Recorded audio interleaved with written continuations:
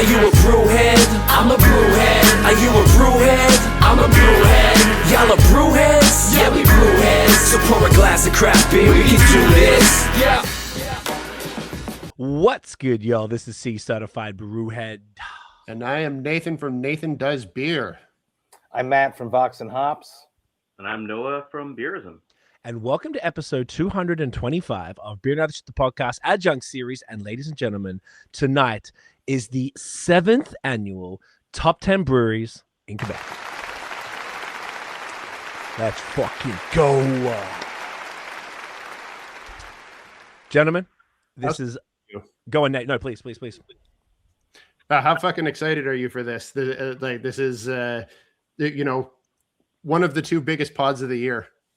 I've been thinking about this for a long time. This is awesome. We actually really, I feel like we all kind of we're conscious of this in 2025, knowing that we're about to do this again. And I feel like this is the one I've thought about the most out of any of the ones. I've really been more conscious of consuming as much as possible. And which is my amazing. Which we'll get into. This one definitely weighed heavily on our minds this year, I think. It definitely did. The content I do is once a year with you three now, so it's a pleasure to bring you out of retirement, Noah. Here and there, it's a pleasure to bring you out of retirement. The Quebec beer scene and the world beer scene deserves more beerism. Oh, look at that! Very sweet. Oh, well, it's actually one of my favorite beer cups. I use it quite frequently. Good. It's a great one. Specifically, what was that?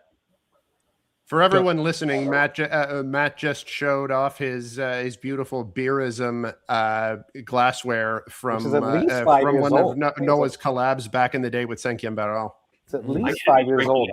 I'm not, but You should be 2020, I think. Yeah, and also just want to acknowledge, Nate, this is your first time back on the pod since May, June, right?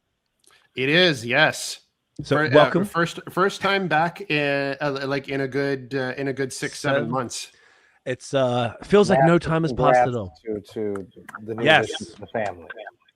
Thank you. Yes, for those who don't know, I took a break for the second half of 2025 because my second child was born this summer. So 2025 was was a big year for me, and we got the BAOS 10th anniversary celebrations in just under the wire for my daughter to be born just 2 months later. So it was a big year for me, but I'm excited to be back on the pod. Well, congratulations, Nate. This is my first beer podcast, beer themed podcast since I put Vox&Hops on hiatus in June. I've done lots of other stuff because I'm promoting Cryptopsy. Cryptopsy is very busy, so I have to focus on that at the moment, but I'm very happy to be back with Craig and Nate and Noah talking about what I love, the Quebec beer scene, and let's go. I love it. Give people the rundown. How do we do this? Second year in a row that we use a point system. Let's let Craig let everyone know what that's all about. Yes. So in previous times, we would kind of come up, we just kind of debate it. We'd put our top 10s forward and we just debate on who we thought, with the brewery of the year and kind of who deserved to be in the top 10. But we didn't do a sort of 1 through 10 type of situation. But for 2024, I can't remember who came up with it. Probably Nate, because you're the math guy, I imagine. Or was it you, Noah? Yeah. Oh, was it Noah? Okay. It was, yeah. No, thank you for you know, the two Ontarian guys basically have the same opinion, so they wanted to. That's what they've done. They basically skewed the vote by having the same votes. Do you know what's funny? The Ontario, which we're doing next week, is our top 10s were identical, except I think 2 breweries were in different places. Thank you. It was actually hilarious. It was very easy. So what we decided to do, we all submit our top 10s now, but this time in order. Number 1 receives 10 points, number 2 receives 9 points, etc. And then we basically put it in a spreadsheet, add it up, and then boom, we get a numerical based top 10. And when we deliver this, we're going to start from 10, moving the way up to number 1, which is our brewery of the year for 2025. So simple and effective. Now, the one last thing to say, the caveat that we say every year, but I kind of feel like it bears repeating more than ever. This list is based on the opinions. Nothing about this is fact. It's opinions of the 4 of us here who have been in beer media for quite some time. Opinions. take it, leave it. You absolutely can feel free to disagree. It's up for discussion. The list isn't up for discussion, but happy to have a chat about it. But keep in mind, if your favorite brewery did not make the list, it doesn't mean we don't like them. We think they're shit. We have beef with them. All it means is that we either drank fuck all from them or nothing from them. And it's not always possible. How many breweries in Quebec? 350? Something like that? I don't know. But I think it's like 450 Ontario, 350 Quebec. There's always that question of why is Oval not on it? But Oval is hard to get. But we know Oval should probably be number one every year. But I didn't have a single beer from Oval in 2025. I don't know about y'all. Actually, Nate did. I saw Nate did. He posted one. You fuck. I did, yes, over Christmas. It was delightful. Your mother-in-law is a beer queen. It's wonderful. That's right. Yeah, she's the only way I get it. I told my boss at my day job when I'm not cryptopsying, I jokingly told her to get me some Oval when she went to Gaspésie, and she literally tried to get it to me the whole time, and she did not have a successful trip whatsoever. And like, I didn't realize what a big ask it was, because you have to go to the brewery to get it. Yes. There's like a couple of depths, I think, right like next to the brewery. That's what I thought, but she was like stopping at gas stations randomly in Gaspésie trying to bring me beer. So thank you, Jose. She did not succeed, but I appreciate it nonetheless. It's very so just to blow up my in a good way, my wife's hometown in Rimouski, Quebec. This is where my mother-in-law gets my Oval for me. There are a couple of stores in Rimouski that get Oval during the season that they do their very limited distro. So it is possible to get it outside the brewery in a small number of cities, in a small number of very specific stores who know to get it. It's but it's not easy to find though.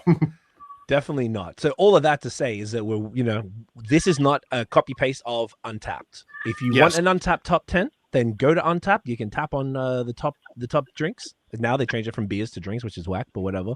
And you can find what Untapped thinks. Fantastic. That's right. I love it. It would be boring if we just did a carbon copy of that. So don't expect to see that here. And this is not based on like the top number of check-ins or the most popular one on Instagram. As we've said, this is 4 guys' opinions. And most importantly, like, absolutely tell us if you think there's something we're sleeping on. We're happy to take that feedback, and hopefully we'll be able to make sure we get enough in us the next year. But the important point is, even if we do have them, reasonable people can disagree. So, go ahead and tell us if you think there's something we're sleeping on. That doesn't mean that we're going to change our opinion or retract our ranking. Reasonable people can disagree, so be respectful about it, please. No, I think that's a great point, because obviously part of the reason we do what we do is to get some kind of feedback or interaction or something, right? So like, oh, have you guys not tried XYZ? Like, blah, blah, blah. But by all means. Like, what you guys are kind of alluding to is, it's like, just because it's not on the list doesn't mean we dislike them, or like it's some kind of other, thing. Yeah.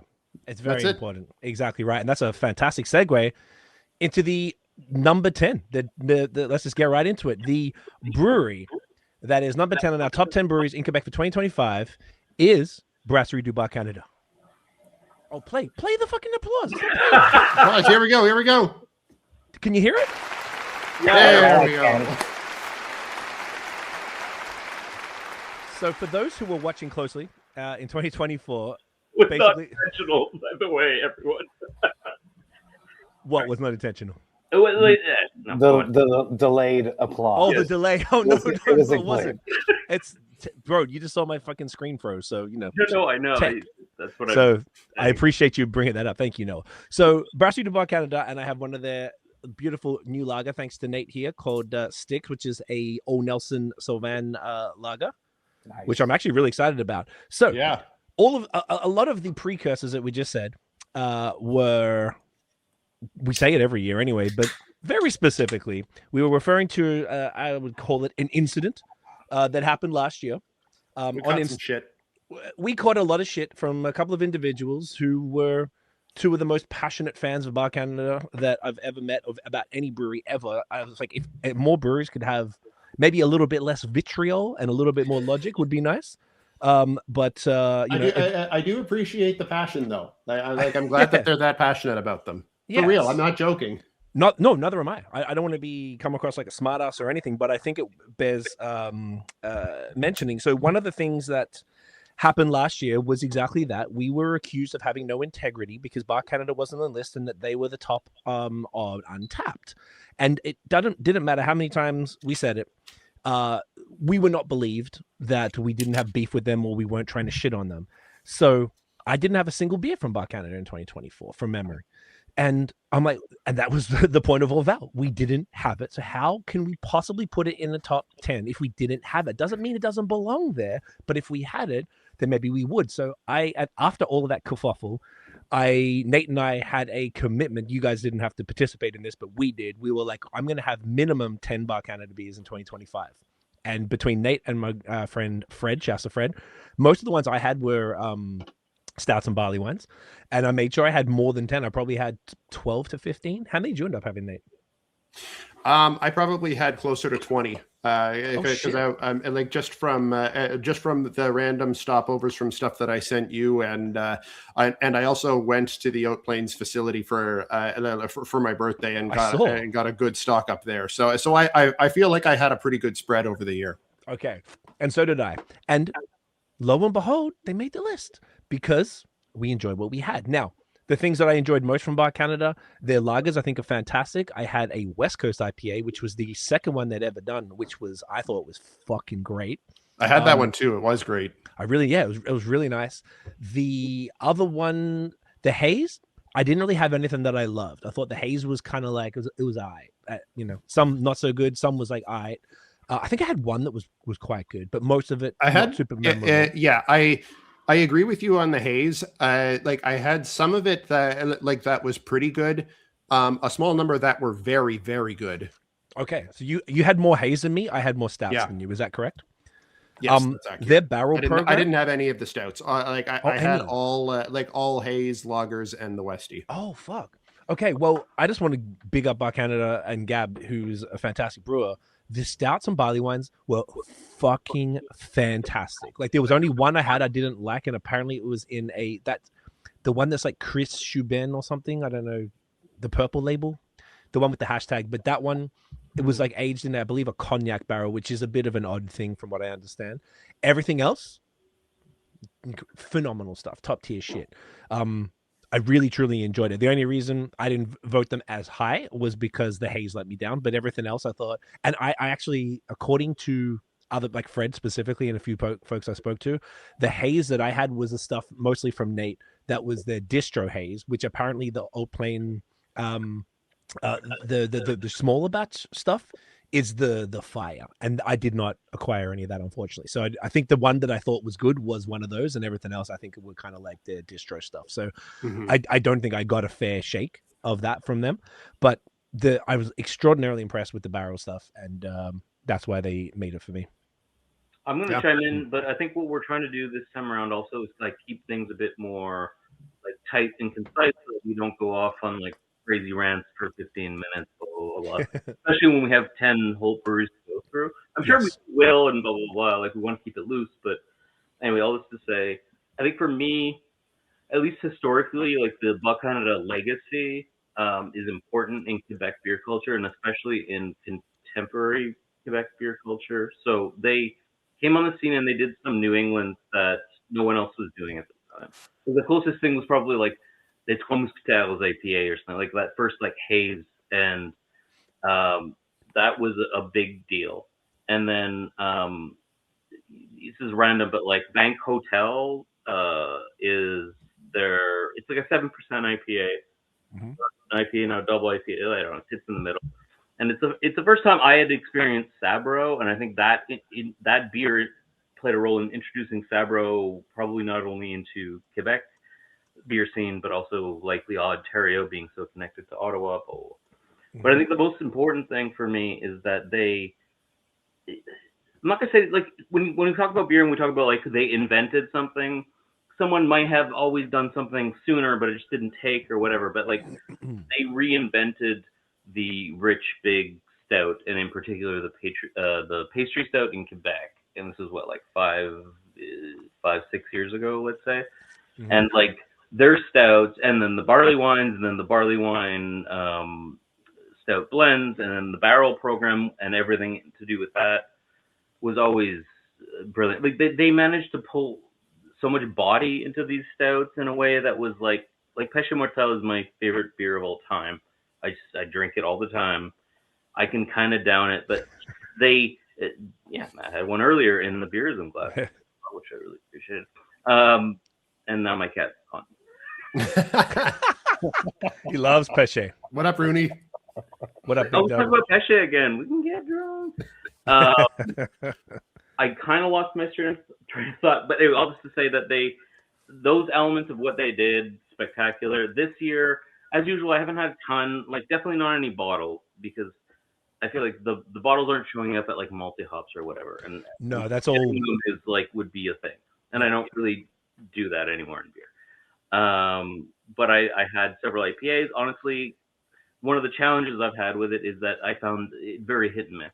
So if I bought a Bank Hotel, like that beer is so good to this day, and then I would try something else, and it would be a really low number on my scale or whatever. So like I had to just go with what I trusted, and then those are the beers I drank from them. I've gone to the brewery Memento, and they almost always have a Buchanan on tap. Nice. So whenever I'm there, I'm drinking Buchanan. I'm not drinking Memento. No offense to Memento, but like it's just a better beer, so that's what I stick with. So anyway, I'll just say, great brewery. I'm happy it's on the list. Hell yeah, Maddie.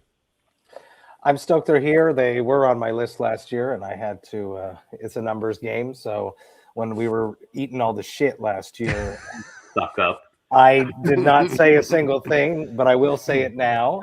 I noticed. I hadn't eaten that much shit online since I joined Cryptopsy. But I'm happy they're on the list. I have not chased beer. I'll say preface, I don't chase beer. I'm not going to get bottles. I'm not waiting in line to get beer.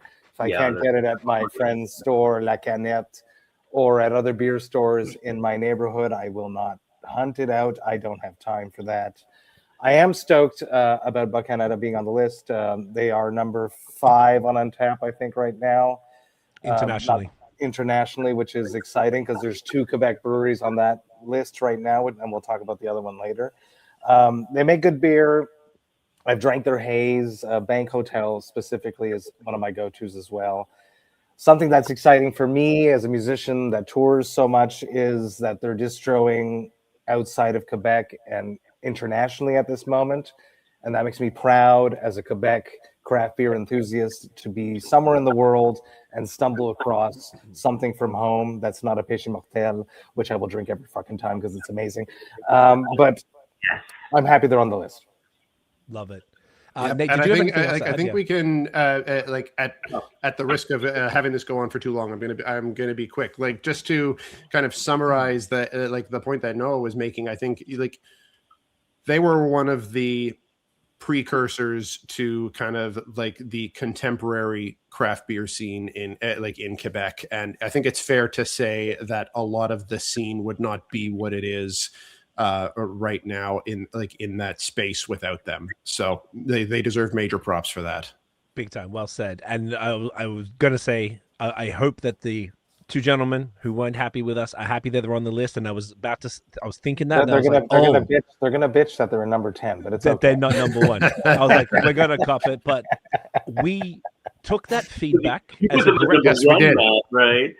Well, exactly. Take the dub. We took the feedback. We heard. We made a conscious effort. I spent a not insignificant amount of money on the members' bottles. I had almost all 750s to the face by myself every time, and for you. It was fucking awesome. I loved it. But I'm saying it wasn't cheap, and I got the good stuff. And it was fantastic, and I really enjoyed it, and I'm glad I did it. And if there's similar suggestions for next year, I'm fucking open to it. We're in the dark. If we're old men screaming at clouds, talking about old breweries that are not relevant anymore, please let us know. Let us know, and then just be respectful, because we're respectful. That's all I'm saying. So that was number 10. Number 9. This is on Maddie. Yes, we are going to Quebec City. Correct. Yes, Checking this list. I feel like I know what I'm doing. Yes, indeed. I used to have a podcast. No, I'm not. We're not going to Quebec City. We're going to Montreal. No, we're going to Quebec City. You're right. No, you're right the first time. We're going to Quebec City, everyone, and it's a great brewery that's ran by wonderful people. The Magician, ladies and gentlemen. The Magician is in the house. Nano Cinco, everyone. I'm pressing. It's not fucking working, though. There it is. Let's go. Rushing all kinds of killer crap beer, whether it's lager, whether it's the haze. I'm a haze whore, so if I'm going to go out and grab a beer, it's going to be a haze, and this one specifically blew my mind with the super double IPA with they got the peacherine. The peacherine is it makes everyone just happy, right? Yeah, it's the peacherine hops. Peacherine. They make. I haven't had their stout program. I did not actually play Quebec City this year, so I have not gone to the brew house in Limoilou. I would have liked to, but the booking agents didn't send me there, so I did not go and hang out at the brewery. But every time that I have been there, the ambiance is cool. They have little food plates that are fun to eat and share with people. It's a great place, great brewery, and I'm stoked that they're still on the list. Absolutely. Noah, let's keep going. Keep it clockwise. Might be easiest. Actually, no, we did the other way around. But fuck it. Noah, you go. To be honest, I don't know if I've even had a single Nano Cinco beer this year. Which sounds bad, but I think what me and Matt were also both talking about is like I'm not out picking beers a lot, so it's not that it would be hard to get, but like it's just not what I'm doing right now. But I spent a lot of time in Quebec City a couple of years ago, and they were like one of the only haze focused breweries at the time, and it's getting better and better. So that's all I remember. And I heard that recently that they like really went and almost like jumped a milestone, but I haven't yet tried that, so I'm excited to try that. Hell yeah, Nathaniel. Yeah. So I have had a little bit of Nano this year, not a ton, but what I have had has been really good. It's a little bit tough to get it fresh out here over on the Gatineau side. Just the stuff that ends up in distro tends to be stuff that's been sitting there for a couple of months, so it's not the best representation. But anytime I'm passing through Quebec City or going further east, I always grab a little bit more. I take the opportunity there, and they've been good for a number of years. I mean, they've been on the list for for at least the last 3 years, and from what I've had, it's been continuing to get better and even more consistent, which is always lovely to see. Nice. I actually got to go there in April because I went down to Montreal and Quebec City for brew days for our 10th anniversary. And we did a brew day at Noctem. And then I went down to Nano, and it was fucking awesome. Cute pub, like cool, like the way you walk in with all the like, I was going to say graffiti. It's not, whatever, like the big painted sign and stuff. And it was super cozy. The way you described the food there, Matt, is exactly right. Cool, like charcuterie kind of plates. And that was our first full day in Quebec of the trip, and I was like, yeah, man, this is French as fuck. I loved it. And it's like a kind of industrial, but it's a very small industrial, if that makes sense. Like, yep, like a plaza. It almost feels like suburban industrial a little bit, but like it really works. And then you walk in, and it's just like a very small kind of tap room. Yeah, it's probably like 20 to 30 seats, 30 seats maybe. Yeah, it's not huge. Yeah, not big, but the staff were lovely. The everything was fantastic. The beers were so far. Like Nate, all the beers that I had from Nano in 2025 were ones that Nate was able to procure for me, and everything is being. Their smoothies on site are pretty awesome. I don't think I've had their smoothies. They don't distro their smoothies, but they're pretty freaking awesome on site. Yeah. Fuck, nice. I'm definitely going to do it. But I'm very impressed overall. It just, it was a fantastic experience. For me, they would have been even higher if I had more, I reckon. And I wanted to use that to say this year, by the way, was probably the hardest year. I rejigged my list about 3 or 4 times.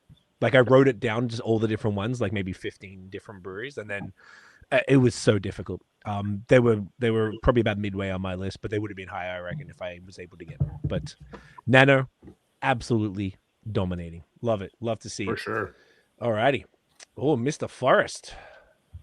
Next one. Oh, I got to pull a mat and pull up my phone. Like, who are we talking about now? Are we talking about this tie? We should have spoken about this before we push record. Well, should we mention, by the way, that, well, I will talk about the brewery that's on our list first, obviously, but this is a, should we mention the tie thing? That was my question. The what thing? The tie. There's a tie between an X number of people on. Oh, It's I'm like a little lost.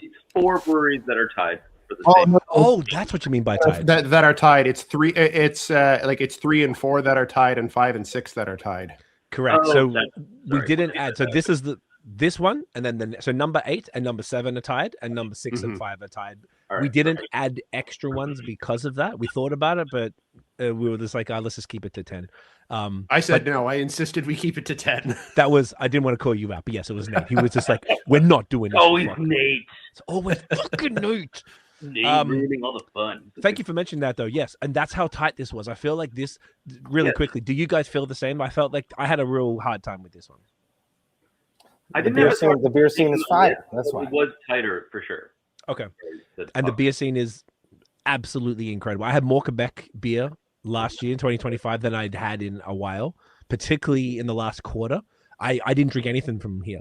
My fridge was all Quebec stuff, and it was absolutely glorious. That's great, isn't it? Oh, dude, it was. I was so fortunate. It just kept working out for me.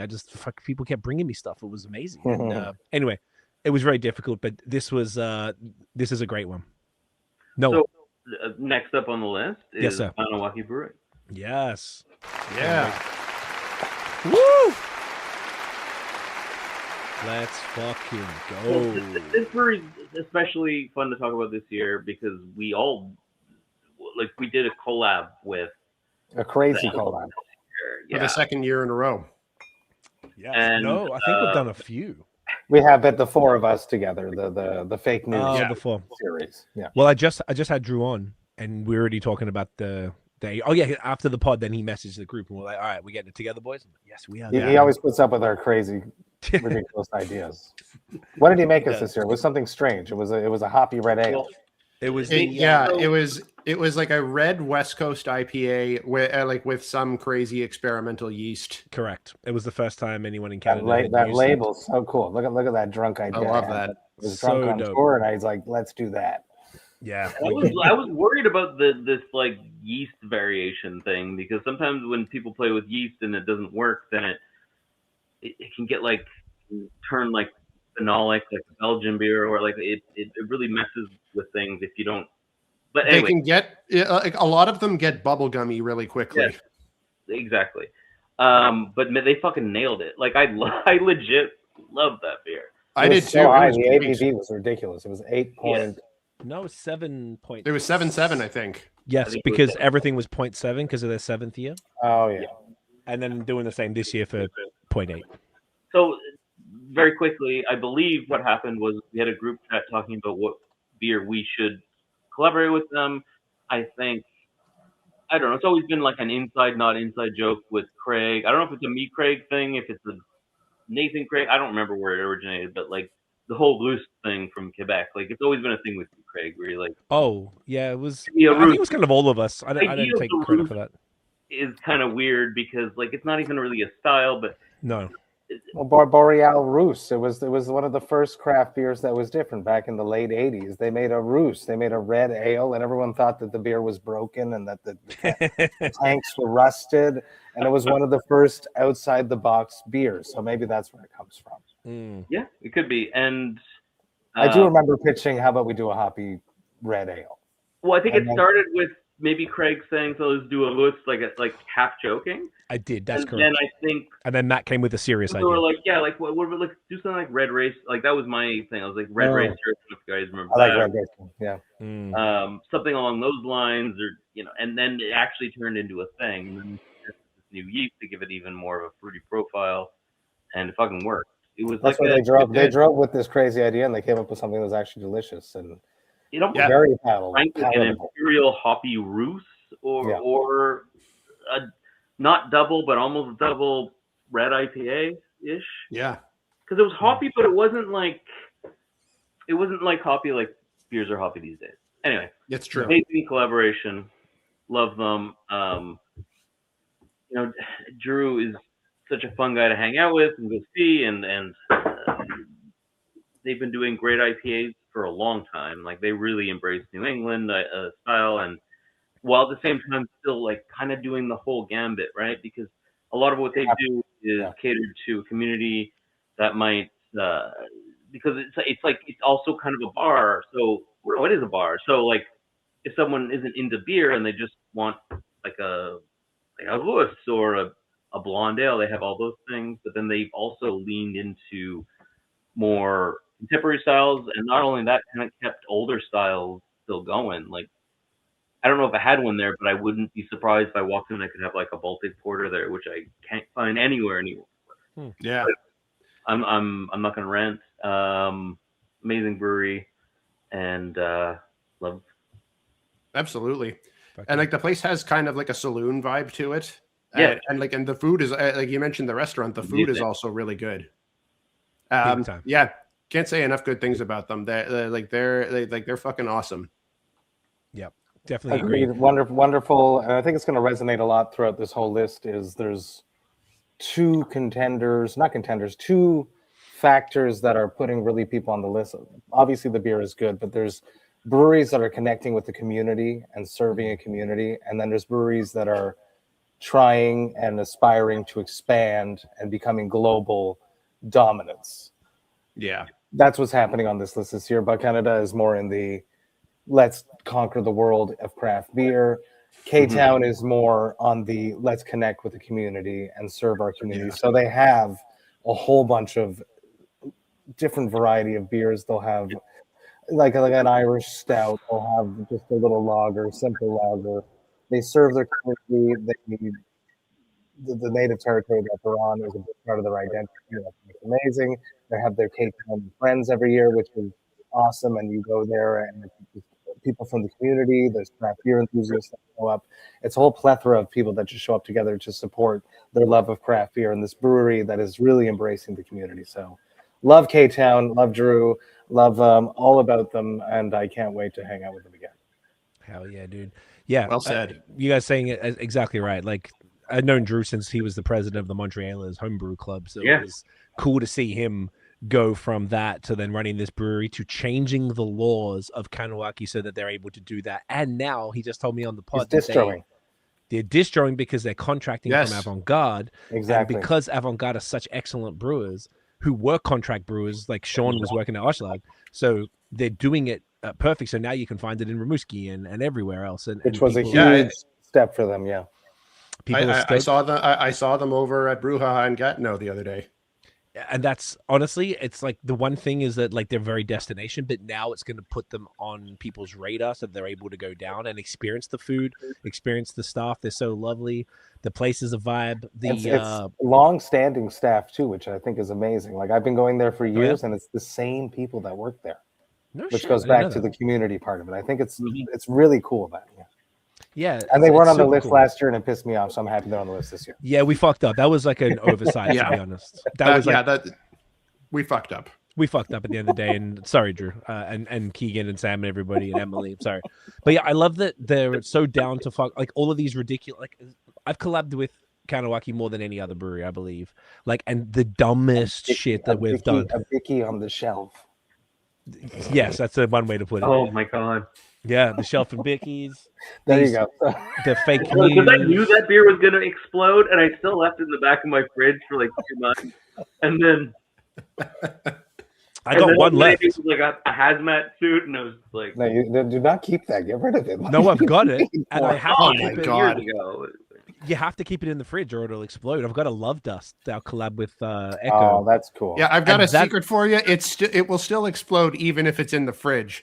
No, it's been in there for 5 years. Yes, okay. I mean, the can's not going to explode like just on its own, but when you open it, it will still explode. That's why it's. I had it know fresh. What to do with it. It was just a matter of time. No, I know. Mate, I had it fresh. I had it fresh. I recorded a video of it, and like the whole fucking thing just like spilled over the glass everywhere. And there was no saving it because the same thing happened with every can I had.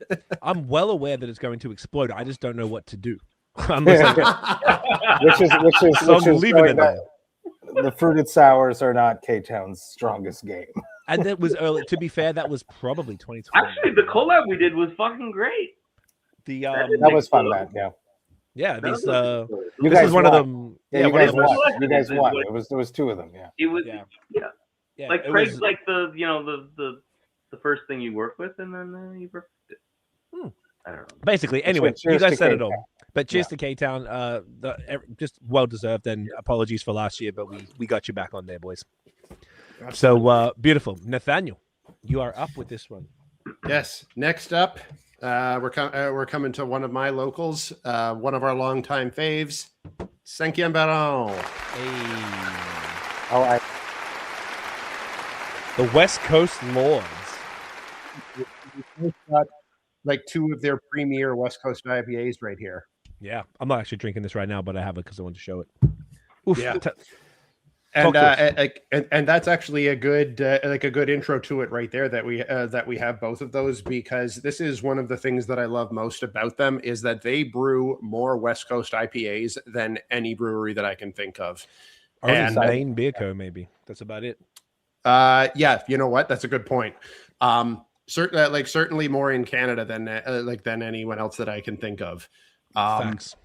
And they do them really, really well. And I think they have that formula really dialed in, even more than the haze. And I think they are more passionate about this than they are about the haze, which I think is why it comes out so well. Yep. And they do it with really unconventional hops for a Westie too, all the time, and it always manages to turn out well. So that's one of the things that I love the most about them. But of course, also always great lagers, with things like Two Tails doesn't come out very often anymore, but Des Moines is fucking amazing all the time. And then the stouts. Yeah. Oh, Citadin, yeah. And then the stouts too still is one of Dimitri's just absolute crown jewels. They recently did a re-release of Queen's Park, the straight up 10% Russian Imperial Stout, and that was just such a reminder of how good a straight up Imperial no adjunct stout can be. What an experience that is. It's so fucking good. Yeah. And almost no one does that anymore. Noir sauce. It reminds me of Just Tails Calm Noir sauce. I don't know why I can't speak French. Yeah. But that style, basically. Yeah. Yeah. And it's a very small brew pub, as anyone who's visited there knows. I go there very, very regularly, sometimes a couple of times a month. I bring my son with me all the time. It's one of his favorite places to be. And because if I tell him we're going there, he just wants to get the charcuterie plate, because he likes to eat the baguette bites and the cheese there. But he always has a blast there, particularly in the summer, if he can be outside running around and playing on the patio. It's very family friendly. And I got to experience that with you this year. You did indeed, yes. Exactly. I got to entertain my son while he was running up and down the ramp on on their patio. He could do that for hours. It's a very cozy, comfortable place to be. Another place with lots of long-standing staff. As I go there very regularly, I'm very often seeing the same people there every time I go, which is just lovely. I can't say enough good things about them. I think it's a place that Jacob, Dimitri, Steven, they have built the place to make the beer that they want to make, that they are really, truly passionate about. And that's just a lovely thing to see. Couldn't agree more. Yeah. They're amazing. Jacob's a close friend, and they're all wonderful people, which makes it ties into the community, kind of like Kanawaki too. They're in a small town, and you should talk a little bit about LinkedIn. Link up. LinkedIn is owned by Microsoft. Link Up is owned by us. Yeah, so we have a partnership with Thank You. And for people who don't know, we have No, well, you reminded me though. Thank you.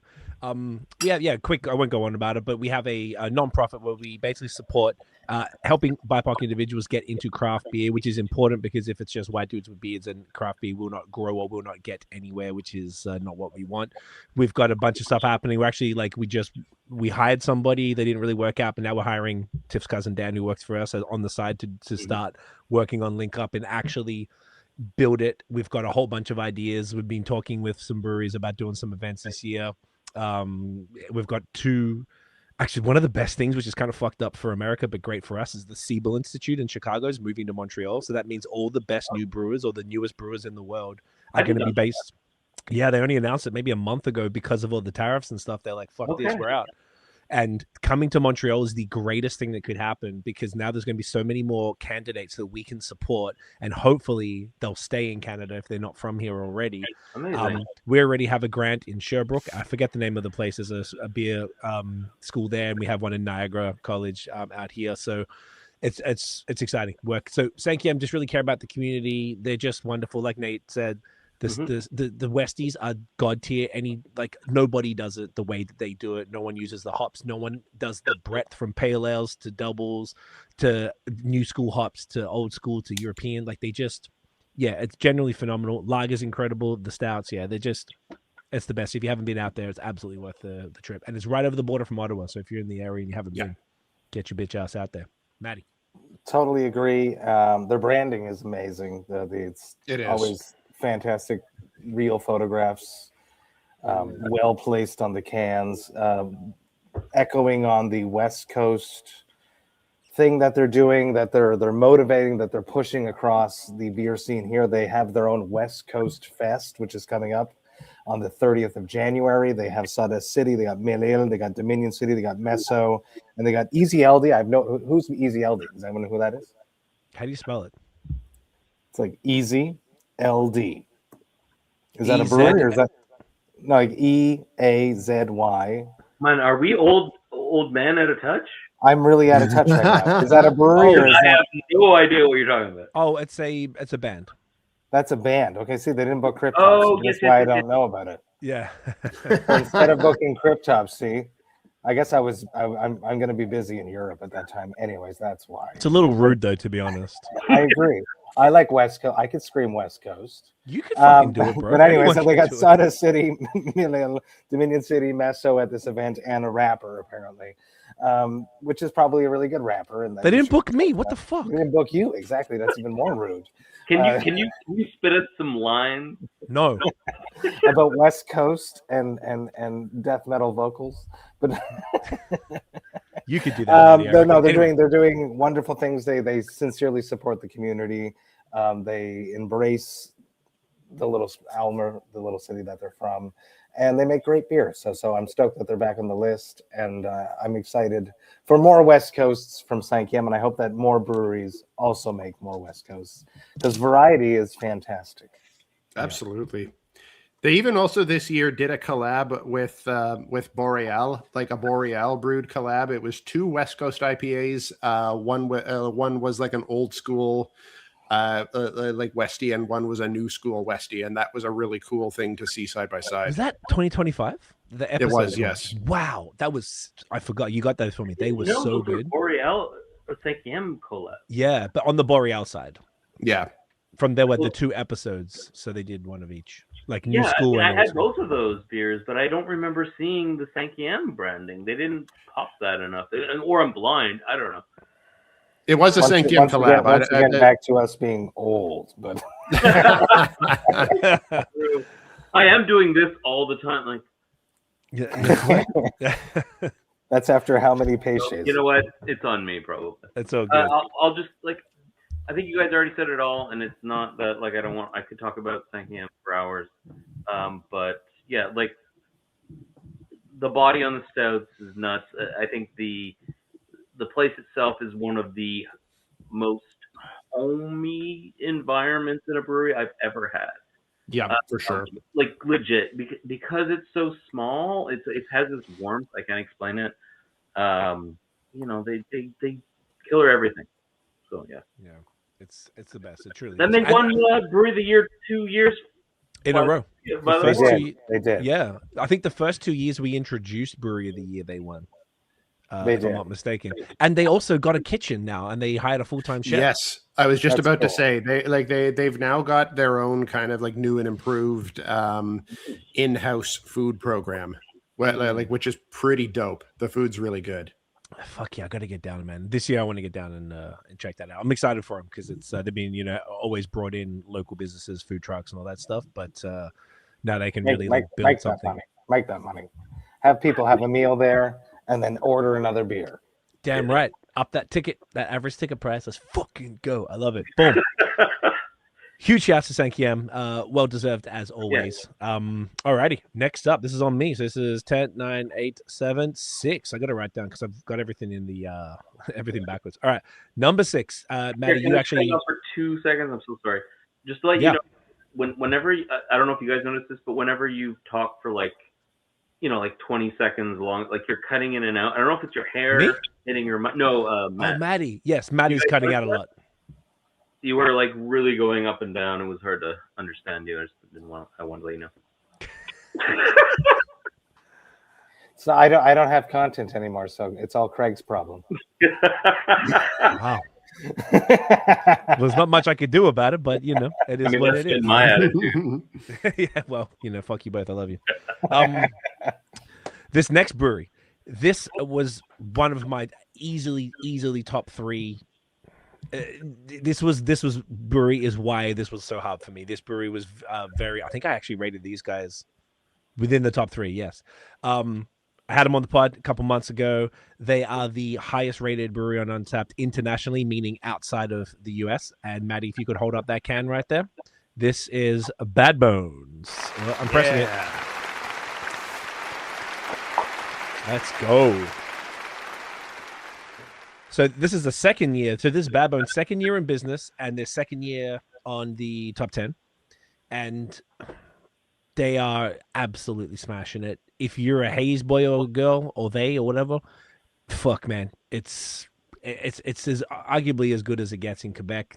What they've done in such a short time, and this is Zach basically by himself brewing out of a 450 square foot space in the back of Dunham Brewery. They now have a tap room where they're pouring stuff they shared with Matera, which is interesting, and which I didn't even know. I thought Matera kind of closed down, so I was happy to hear that they're still around, which is great. They hired Ryan, who's a Kiwi dude, who told me, this is the thing I learned from him. You know the hop, Motueka? Mm-hmm. Yeah. So everyone always says Motueka, and I maybe aggressively thought, I'm just like, no, it can't possibly be. And he said it's Motueka. I thought it was Motueka, and you don't, because I'm like, you're a Kiwi dude. Please tell me how to say it. But it's like you just touch the U a little bit, just dab the U, as opposed to 2-3 times in a row. Motueka. Like almost like you're throwing a W on there, like yes. Motueka, as opposed to Motueka. As opposed to Motueka. Which I always thought, it just sounded so clunky. I was like, it can't possibly be. So that's what I learned from him. So Ryan had worked in a bunch of places. He was at, he told me on the pod, I think he was at Brewski with Zach. That's how they met. And he was at Will's. So he was basically running Will's for a bit. And then now he's funnily enough, he's headlining the lager program. So Zach is going to be doing all the haze. Ryan's going to be doing all the lagers. They're getting horizontal tanks. So they're really drilling down on expanding beyond haze, which I think is wonderful for them. Their haze is absolutely god tier. They did one lager in 2025. They did one Westie, and they did one barrel-aged stout. Or they called it something weird, not wheat wine, but something along those lines where it was not barley wine. It was something different. I haven't heard the term wheat wine in like a decade. No? Yeah, amazing. Well, Barncat did. I've still got one in the cellar, actually. But yeah, it's not super common.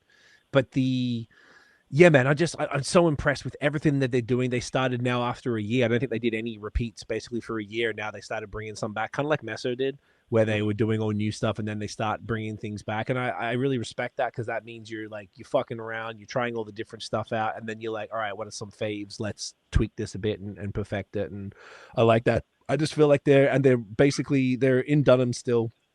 right over the border from Vermont, so it's a great place for, you know, a lot of beer nerds obviously down there want to come up and they can taste some of the best haze in Canada. Forget Quebec. It's just, for me, like, it just scratches my personal itch. It's got that murkiness, that hop burn, everything I'm kind of looking for in haze. Bad Bones are doing it. So just huge shout. I couldn't be more of a fan, man. They're just absolutely impeccable. And the best part was we had a pod, and then Zach was like, "Oh man, we got a brew day the next day. Can we keep it to like an hour?" I'm like, "Nope, we're gonna do a long one. Let's do it." And he's like, and we rescheduled it because who wants to hear 1 hour of Bad Bones? People are going to be hard over that, right? So then I was like, "Cool, I'll keep the beers you sent." Kept them, and then the next pod came. He sent all new beers. I'm like, "Do you want to do them all?" And he's like, "No, we'll just do the new one." So I was like, "Sick." So I got You did the old trickery, more free beer trick.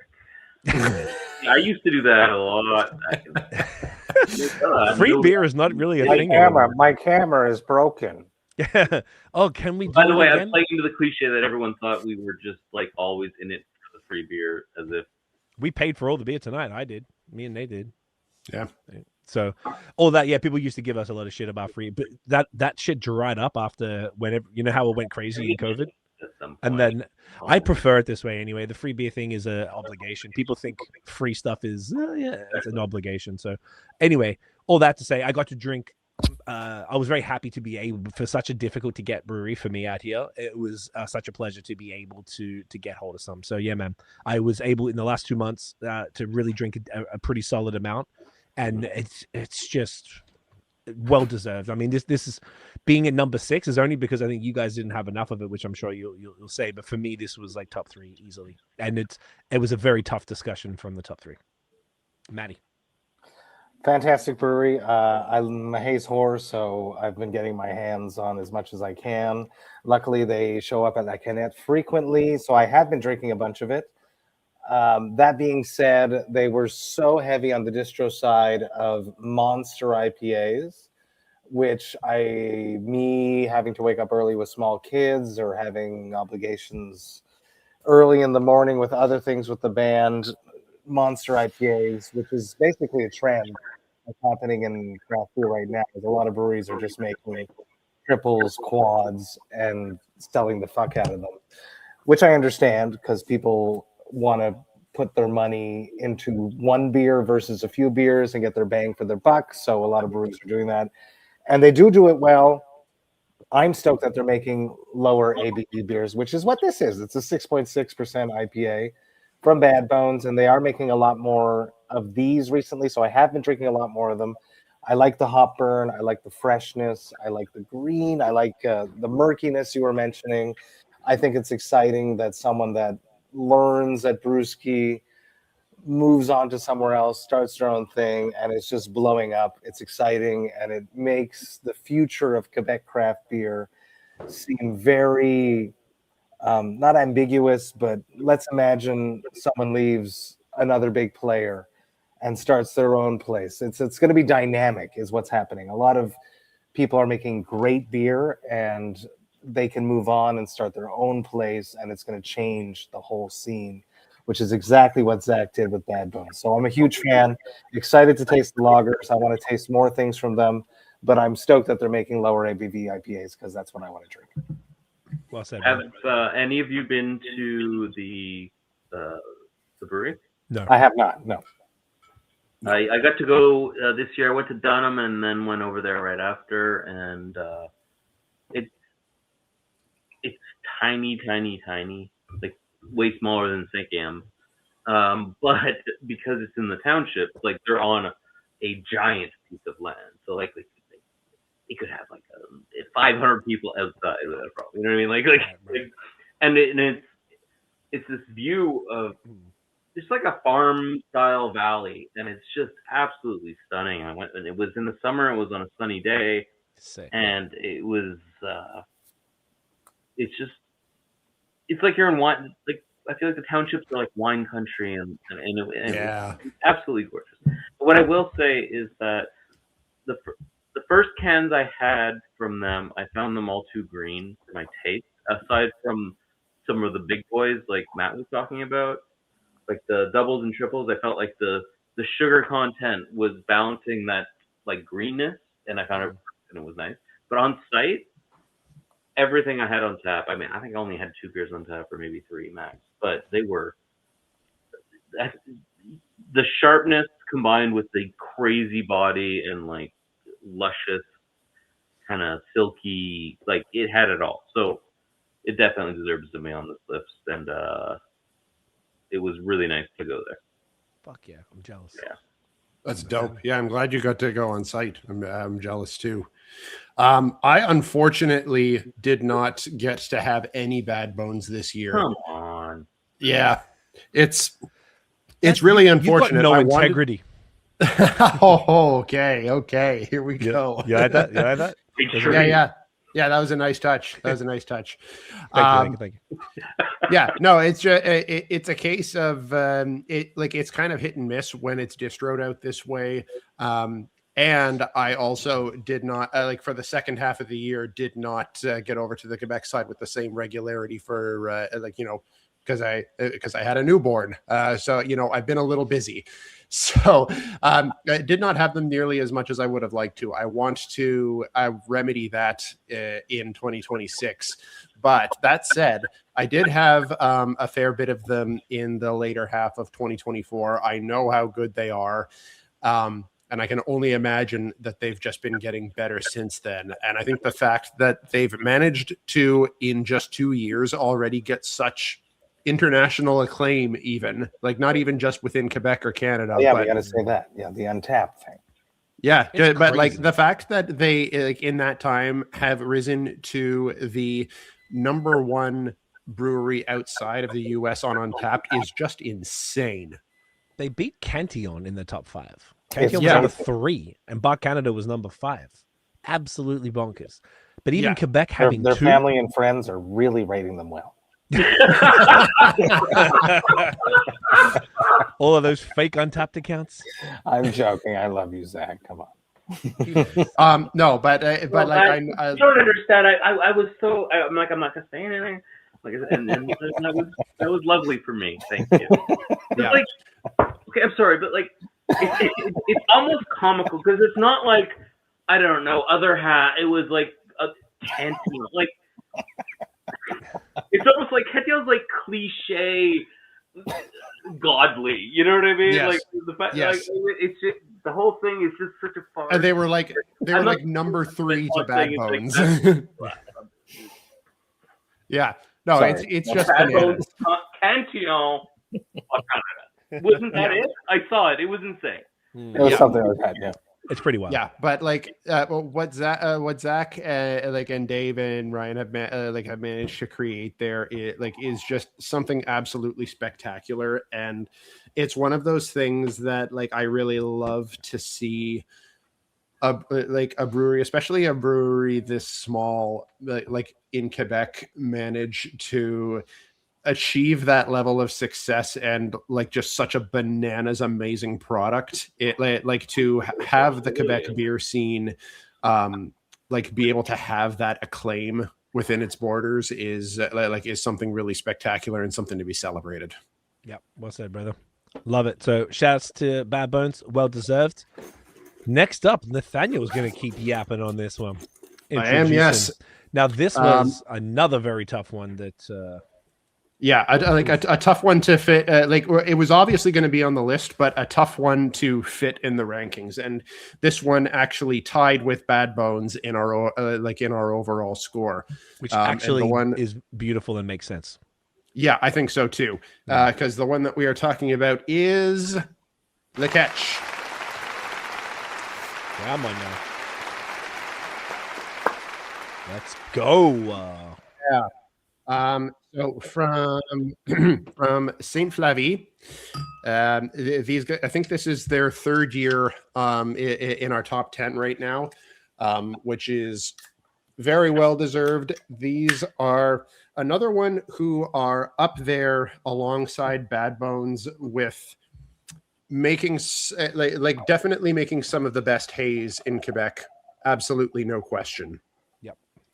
It was a case of in the last few months, when I had some catch after not having had it for a little while and just having a bit of spotty other things from like from some other breweries for a while. It was a case of as soon as I had some really fresh catch, it was like, oh, okay, someone someone remembers how to make like thick murky haze. It was kind of like, okay, this brought me back. I was like, do I just not like haze anymore?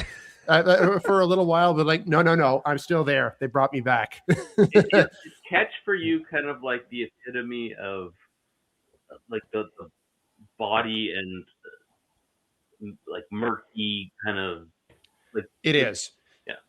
Yeah, it's absolutely that for me. And I know Bad Bones would satisfy that. Like it would satisfy that for a lot of people, and it would be right up there if I had any like this year. So I'm not discounting that from Bad Bones at all. I know that they're that they do the exact same kind of thing. But catch I've had a lot more of this year. Bones is far more sharp, whereas that's fair. Rounded in a way that I think is something that appeals to you specifically too. Yeah, I think you're right. You're saying you're expressing my preferences even better than I could. Okay, I'm going to tell you what you think right now. So what Nathan thinks now. These children are beautiful. Mansplain the shit. They're not annoying running around the ramp at Saint-Quentin at all. Yeah. So something that that Guillaume manages to do, it's like he's somehow in his brewery in Saint Flavie, I think probably has the biggest peacherine contract of anyone in North America, maybe. like I've never seen anyone use more peacherine than him. Even places like Badlands or Third Moon, I don't think you use as much peacherine. No.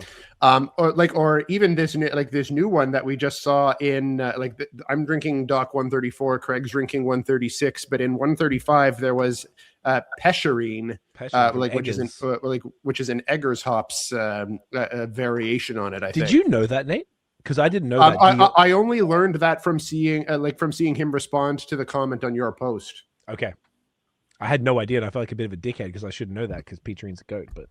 It was convenient because I saw that comment before you wrote. Damn it! So I was able to steal that and include it in my description. Of course, bro. Come on. How'd you know? It's obviously Pescherine from Eggers hops. Yesterday. You fucking idiot. God, sorry guys. I got to keep up with beer more. Fuck. Who am I, yes. Maddie? Pescherine, come on. That's old. Come on. This is so what I think the catch has managed to do, like a small handful of other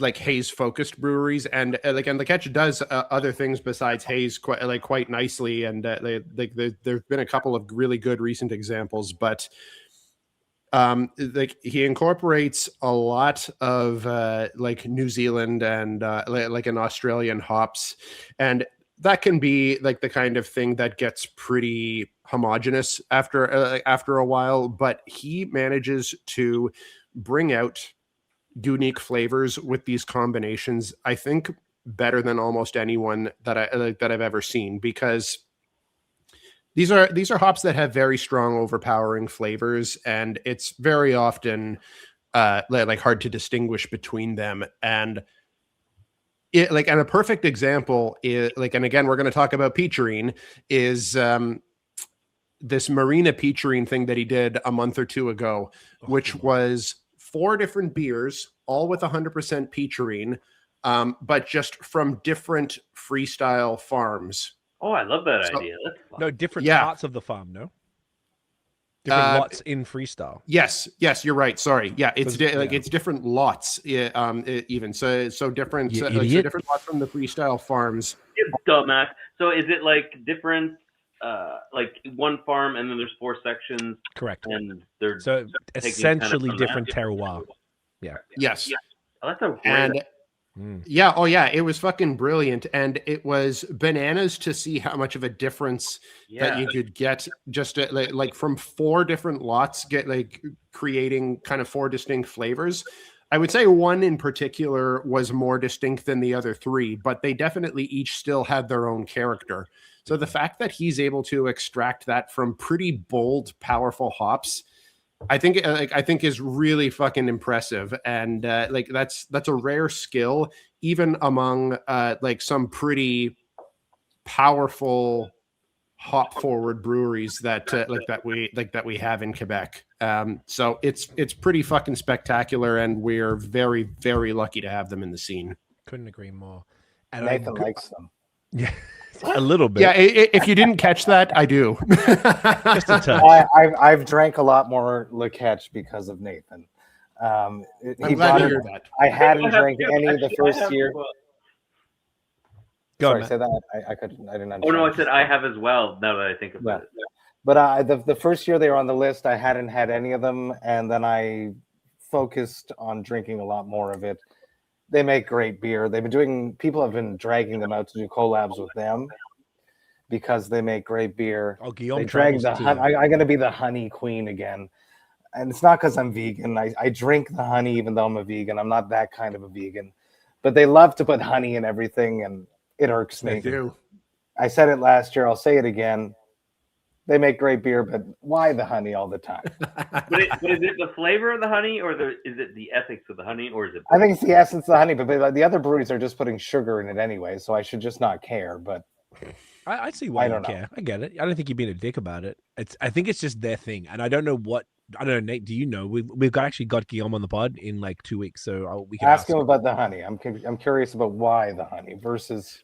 Well, it's also not completely new, right? Like if you take a look back at like Trillium at one point, I feel like there was a ton of honey. Even Bellwoods tried it and fucked it up bad with their. I think it was their Trillium collab. Oh, I remember that. Yes, no, that's a good point. I don't know if it got better, but that was a disaster. But anyway, I don't think so. Well, you're absolutely right. You're absolutely right that it's nothing new, but it is a bit. It is definitely like more out there that's their signature that they do with all of their IPAs. That's definitely their signature. Yeah. For sure. I was going to say that it's become a part of the identity. I would like, and maybe it's just like Annette is not ordering them or the beer stores that I go to. I would like to taste other styles of beer to see what they got. They do a bunch of shit, dude. I just had we got the lager. Do you have that New Zealand lager, Nate? I haven't had it yet, but the one that I wanted to non-IPA. I didn't. Oh yeah, the lager's a killer. The stout, the milk stout. The one that I wanted to mention was the alt beer that he did a little while back. That was great. I haven't had alt beer in like 10 years. Oh, I drink alt beers a lot. They're around a lot. Really? I find them. Yeah, making alt beers in Quebec. Well, maybe. Well, in Ontario, maybe, or I just see them around. Either way, Le Catch is more varied, but I don't think anyone talks about the other styles. And they also, if they're going to distro, they're not distroing the alt beer or the lager because they're not going to sell. They want this shit. They'd sell to me. They would sell one beer. They'd sell to me. They would sell one beer to Maddie every 4 weeks when I'm not on tour.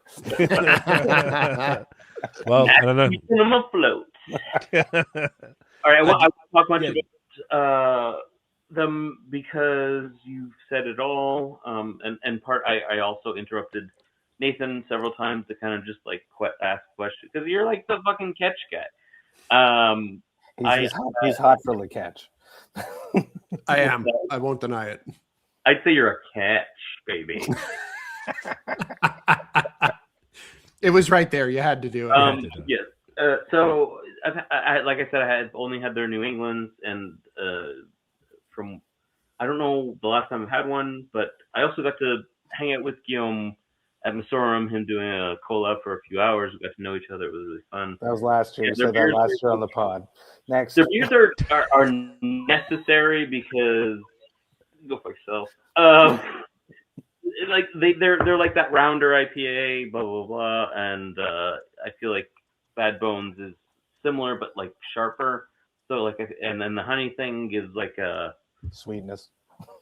For me, it's not sweetness because it all gets fermented away, right? Like it's more floral. I think the idea of what he's trying to do is take a fermentable sugar that has a flavor profile. Like maple syrup gets lost in beer because it gets completely fermented, and the maple flavor of real maple syrup isn't strong enough to really do anything for the beer.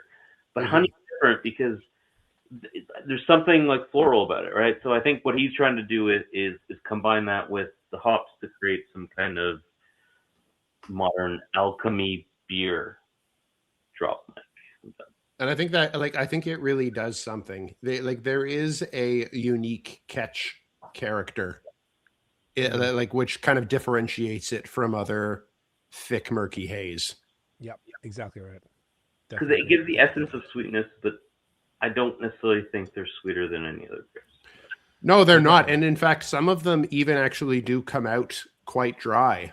Yeah, but and with a lot of kind of like citrus forward things, which very often creates a drier profile. But like that floral aspect to it creates some extra depth. Yeah, that could be it. But we'll definitely ask him. I'm glad you guys brought it up. I just don't. I feel like we may have even. I'm sure we asked him about it when we had him on the pod the first time. But this is going back like ask him again. 3 years at this point. Yeah, we'll ask him again since it's coming up.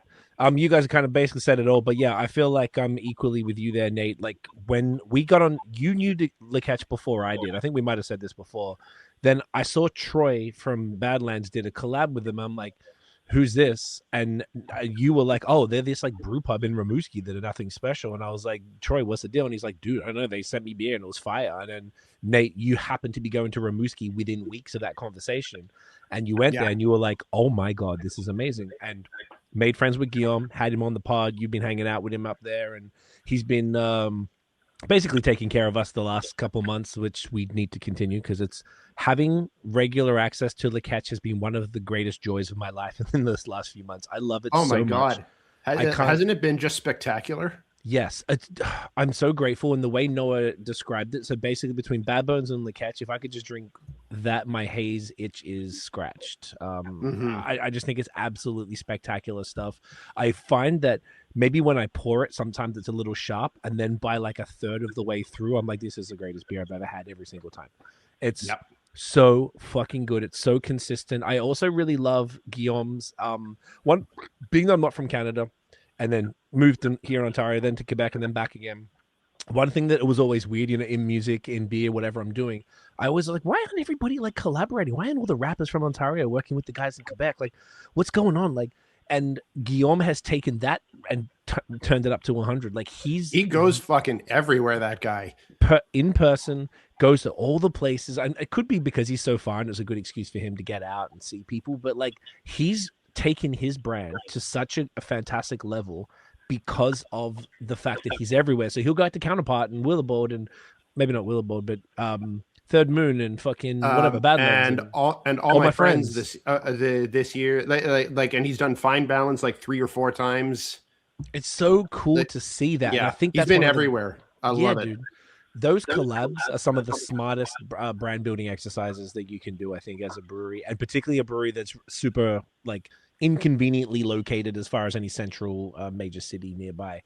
Closest, I guess, would be Quebec City. So it's just, and he gets folks coming out to him too. Like the Fine Balance guys have made the trip out to out to Saint Flavie like at least twice. I mean, I get it. Why wouldn't you fucking go out? It's a hike, but goddamn, it's worth it, right? And I gotta say too, like on site, the place is fucking beautiful. I gotta be down there, particularly in summer, right? The beach, the restaurant is right on the river, and they've just I know that they've just completely revamped their patio. I have not yet seen the revamped patio, but I know that they've greatly expanded it since the last time that I was there, and it's like literally right on the water. So it's fucking gorgeous, particularly in the summer. So it's going to be for the coming year after the snow melts, it's going to be a scene. Oh man, I can't wait. I'm jealous that you're going to get to go there. But yeah, man, and the way you said it, Noah, was perfect. Like what this is exactly what I want. Like I was saying, but when you went off, I was saying if I could drink between this and Bad Bones all the time, I'd be a happy man. It's just spectacular. Basically, Bad Bones, Le Catch, and there's one more that we'll get to. That would be that actually, fucking hell, I almost smashed this computer off. That were my top 3, and it was so difficult. Like the order could change based on the minute type of thing. So, Le Catch, well deserved. Without talking about who that third person is, does it mean that like each one of those breweries kind of produce the New England like spectrum that you love. Yes. Like you wouldn't necessarily want just one, but they kind of nail the three kind of like styles within the style, sort of. I would say so. I would say that's right. Yeah, because between them all, they're I've never thought about it until this moment, but that's why I asked the question. No, I think it's a fantastic question. It's actually making us probably think too. They all do things similar, but different enough that like it does cover that spectrum. And you're right. Like enough that you, like enough that you would want all of them, not just one of them, for sure. That is the key point, and that's why it was so difficult to choose, because it's like they all really do it for us. So yeah, man, McGachy, Shasta Guillaume, absolutely spectacular. Excited to see what you do this year. Next up, ladies and gentlemen, this one is on you, Uncle Noah. Oh, I know, baby. I don't know that one. I got one of their beers. I'm gonna hold. Just pulling out your Austin Powers impression there. Or yeah. Are you gonna say it? It? So the next one is Sir John. Hey, I pressed the button. There. Yeah. What's this? It's the brewery that's been around for, I should know this, 4, 5? Longer. I think it's more. Before the pandemic, yeah. Yeah. I reckon they're probably. I think 2018 almost. Maybe even 6 or 7. Like before Meso? Meso was 2019. Yes, I think so. If not 2019, I can't remember. Yeah. It was at the beginning of Vox&Hops, for sure. I feel Maybe like right at the beginning of Vox&Hops, so 2018. Anyway. When I first had Sir John, I remember trying their IPAs and being like, okay, this is interesting, but they were a little too green for me. But then they were very green back then. Over the course of a year or two, it drastically, it's like they grew into something much better. And sadly, I'm only, what are we, like an hour and a half, 2 hours from the shoot? Mm-hmm. Oh, no, hour. It's like an hour till the shoot, and then because I did it. Hour till the shoot, hour to Sankiam from there. Yeah, I'm still having the memory of like when I had a house further away. No, that makes sense. But I need to go and try it on site and experience the place itself, which I haven't. And it's funny because Simon, the owner, he's not an owner. He's a brewer. He's a life of the party, Simo. He's a life of the party. Oh, I'll tell you when me He's and very Nate, much fun. Yes, I agree. We can tell you about what he was like at our event. He was the life of the party at our event. He's very, very fun. Absolutely. I partied with him several times. I was just curious to hear what. We'll get to it. I won't let you talk. But whenever I go to like multi hops or whatever, if I'm looking for an IPA, I'll usually grab one of theirs. It's always been solid. I haven't had a lot of their mixed fermentation or stouts and some of those things. It's always been most of the case for me, but everything I have had in the last while has been on point, and enjoy drinking their beer. Hell yeah. Agreed. Love them. They connected with their community. Lachute is a big part of their identity, their brand. Yeah. I like their branding is phenomenal. It's a big thing that I love beer branding. It's a big thing that I miss about making collabs is beer branding. And they nail it every single time. I'm a haze whore, so I gravitate toward their haze. They do the monster triple IPAs, but they also make a plethora of lower ABV. I don't like sessions. I like 6 to 7% IPAs. And there are a plethora of those for me to select from almost weekly with their drops that they're doing. So cheers to them. Max and Joelle are always awesome. And I'm looking forward to seeing them and partying with Simon again soon. And a prime example of that, what Craig and I have here, this Trois Vingt Neuf is a 5% American dry stout. Ooh, it's and it's quite tasty. Cool. I'll have it this Craig, can you do me a favor? Can you edit in like the number of times Matt has called himself a haze whore? You just go down the side of the like hey, ding, and every time he does it, it's gotta go ding, like ding. It's like every you guys drink a whole bunch of stuff, and I have a limited amount of beers that I can drink, so I'm only going to drink what I love. Because you're a haze whore. You're I'm fair. a Filthy, disgusting, haze whore. dirty, rotten haze whore. Who was talking? Was it Good, you, good Nate? haze Who? whore. Yeah. No, you're a good haze whore. You're clean haze whore. You keep it. I mean, we're all haze whores. We just expand outside of the haze. Yeah. No. Yeah, but we're haze whores. Yeah. Yeah. So, Sir John for me is one of those ones kind of similarly in line to Nano Cinco in that they're ones that over the last 3 or 4 years, like they've always had things that I've really liked. When I first kind of got into them, it was the kind of thing that would be a bit hit or miss, but would still like do things that were really good. But their overall quality and consistency has really increased by leaps and bounds in the last 2 or 3 years, no question.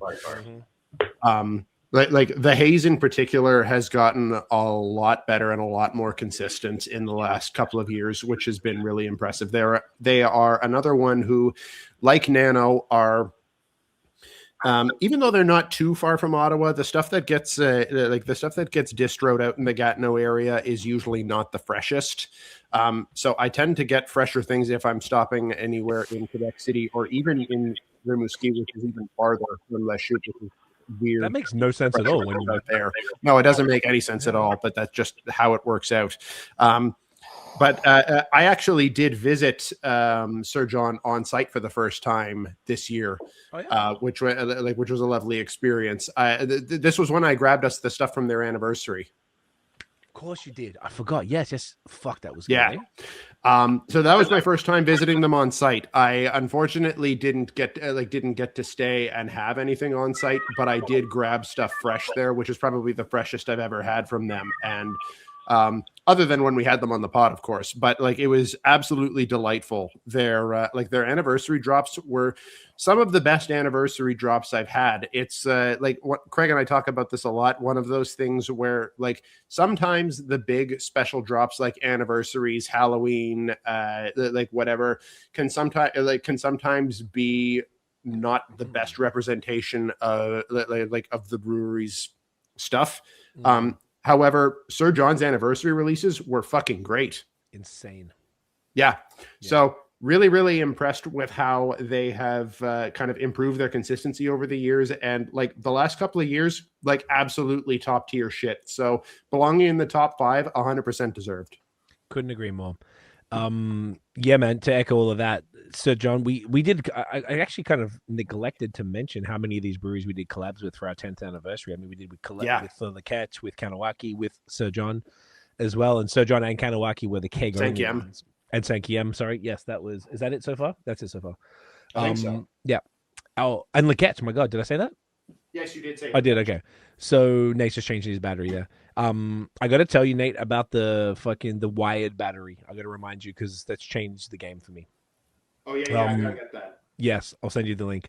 So, so Sir John, I would say, I agree with everything Nate said. In 2025 specifically, the level of quality of the haze, specifically, all the styles, but the haze was absolutely out of control. I couldn't believe how consistent they were because I did find the same thing that early on it was like maybe a little too green or just kind of a bit of a miss. And I think they were just figuring out the system as you do. And then, 2024, 25, just absolutely bonkers. So I went down for the collab day. We did it wasn't a brew day because we did I don't know if I told you this, Maddie. It was actually bonkers. We came up with a ridiculous idea on the pod and we actually did it. So we got about 3 or 4 kegs of barrel-aged stout, chucked it in this mixer, added in shaved coconut, cacao nibs, and vanilla. Then we let that sit for I think for like a weekend. This was a Thursday or Friday, so we let it sit for a weekend. Then we blended in 2/3 to 1/3 of the stout smoothie, and the smoothie was blackberry, raspberry, banana, and it was a smoothie stout blend because I went to Mortalis in Buffalo, and Mortalis had the bartender saw us taking photos, and he just brought over like a mix of a stout and a smoothie, and I was like, this is amazing. We just Wow. talked about it, and it was sick. So it was the first time I'd actually sat there. I'd been there. That was probably my third time there, but I'd never drank or eaten there. The kitchen was out of control. Like, I'm talking, they got like beef tartare and shit. Like, it's not like typical brewery food. I had different things. I had like a nitro stout, I think it was, or a nitro brown ale, and some Crispies, and just everything I tried was absolutely spectacular. The food was crazy. Joel, Sam, and Max were sorry, not Sam. What the fuck? What's the funny guy's name? Oh my god, I just Simon. Why did I say Sam? Fuck, it's only like 3 beers in. Were just awesome. They were just so cool. And at the event, just the quick anecdote. So Max and Simon came down for the event. Not only did they come down for the event, they brought a jockey box that had 4 taps. That was so key to us. And they brought down they saved our bacon. They saved our whole shit because they also brought other brewery stuff down. Max was essentially working the event. So Max is the head brewer. He was like, it wasn't, the jockey box wasn't working. All the volunteers didn't know how to fix it. So he's out there fixing everything, making sure, dialing it in the whole time. Simon was walking around. He's a small dude, skinny, small dude. And he wore like a shirt, like a button-up shirt with dinosaurs on it.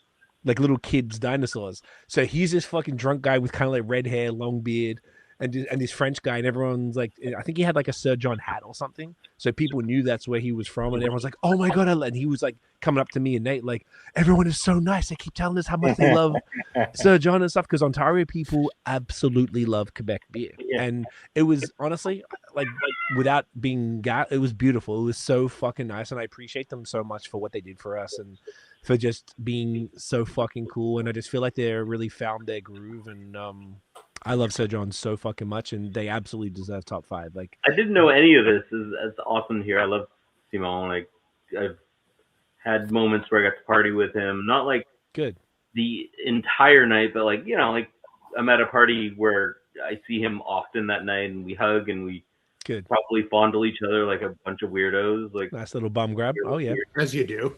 As you do. But what I want to hear more mutual consent.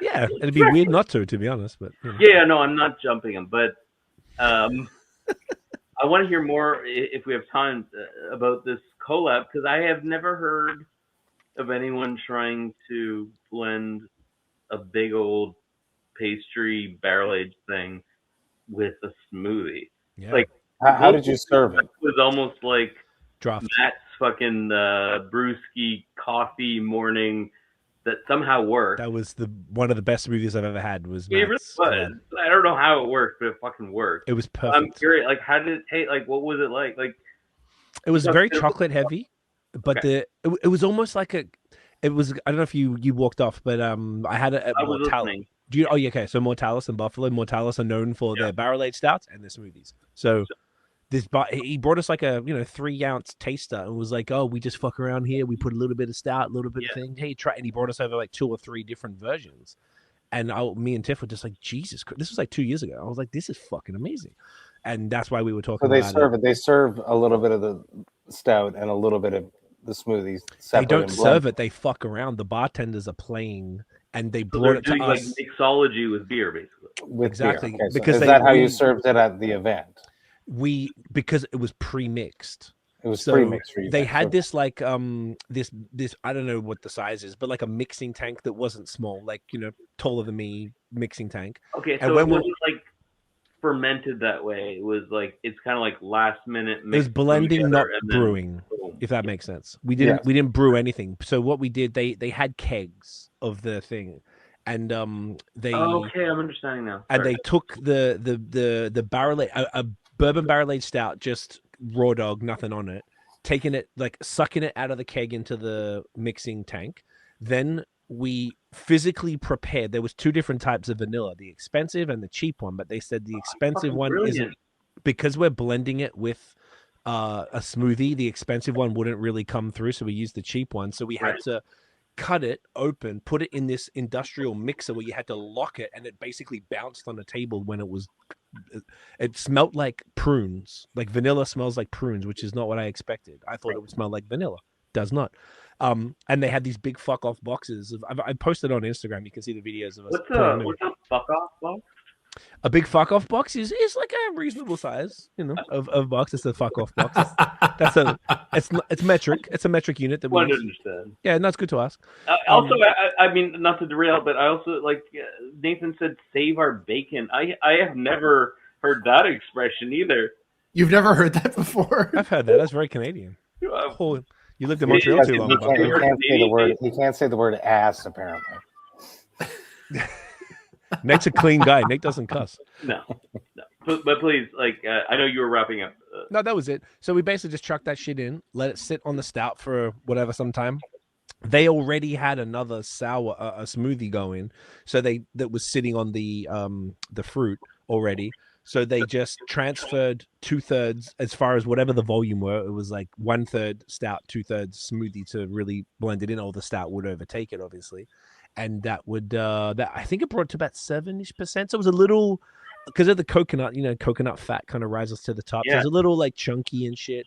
I think it ruined head retention, stuff like that too. Absolutely, completely no head retention, but it was one of the biggest hits of the festival. Oh my god! People were going mad for that, because they were naturally they were so curious about it, and it was one of the most popular ones for sure. I think it was one of the first to run out in both sessions.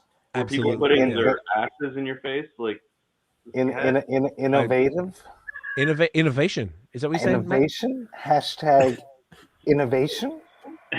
I mean, look, if that's what you're into, I can get down with that. I can get down with innovation. But the fact of them being down to do something so dumb and they've never done it before, and amazing. I've never heard of anyone, and that's why I fuck with them. And just because they were so kind to us and so like they've been on the pod. Was that the first time, Nate? Or was it the second time? It was the first time. Oh, okay. So we have to have them on this year then. Yeah, we got to get them back this year. Yeah, they're just like such lovely people, and I don't know. I can't say enough about the whole squad, man. They were just so lovely. So and just the fact that they came down, they're so nice. And it just meant a lot. It was a lot of work doing this 10th anniversary, as Matt, who does crazy events and bonkers things, knows. And this was coordinating 40 collabs to get it there on time and to have and really not a short trip for them. And they did more than just drive down. Like they brought at least 3 other breweries shit. So it was absolutely love them forever. Can't thank them enough. I kiss them all on the lips, unironically. All homo.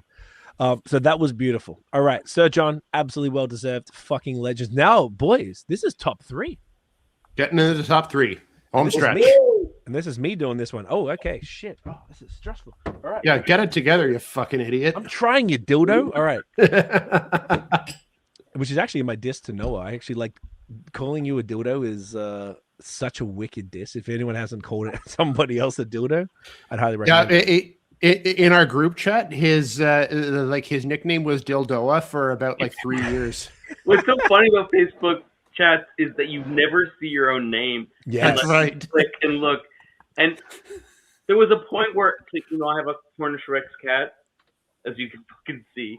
I had 3 of them, and I was in this group chat, and for a year, it was my nickname was 3 ugly cats or something, or 3 dumb cats, and I didn't even know. I was like, you bastards! What the fuck?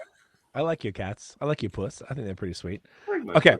I try not to derail too much. Okay, we're actually doing pretty good, boys. We're in the top 3. We are doing pretty good. We're doing well. Normally we'd be up to number 4 by an hour and a half. That's right. We're doing pretty good compared to normal standards. So this brewery, to get to the top 3 in about an hour and a half, we're being efficient. We've never been this efficient in number 7 3. years. Number 3. 2. Okay. Number 1. Keep it going. Keep it going.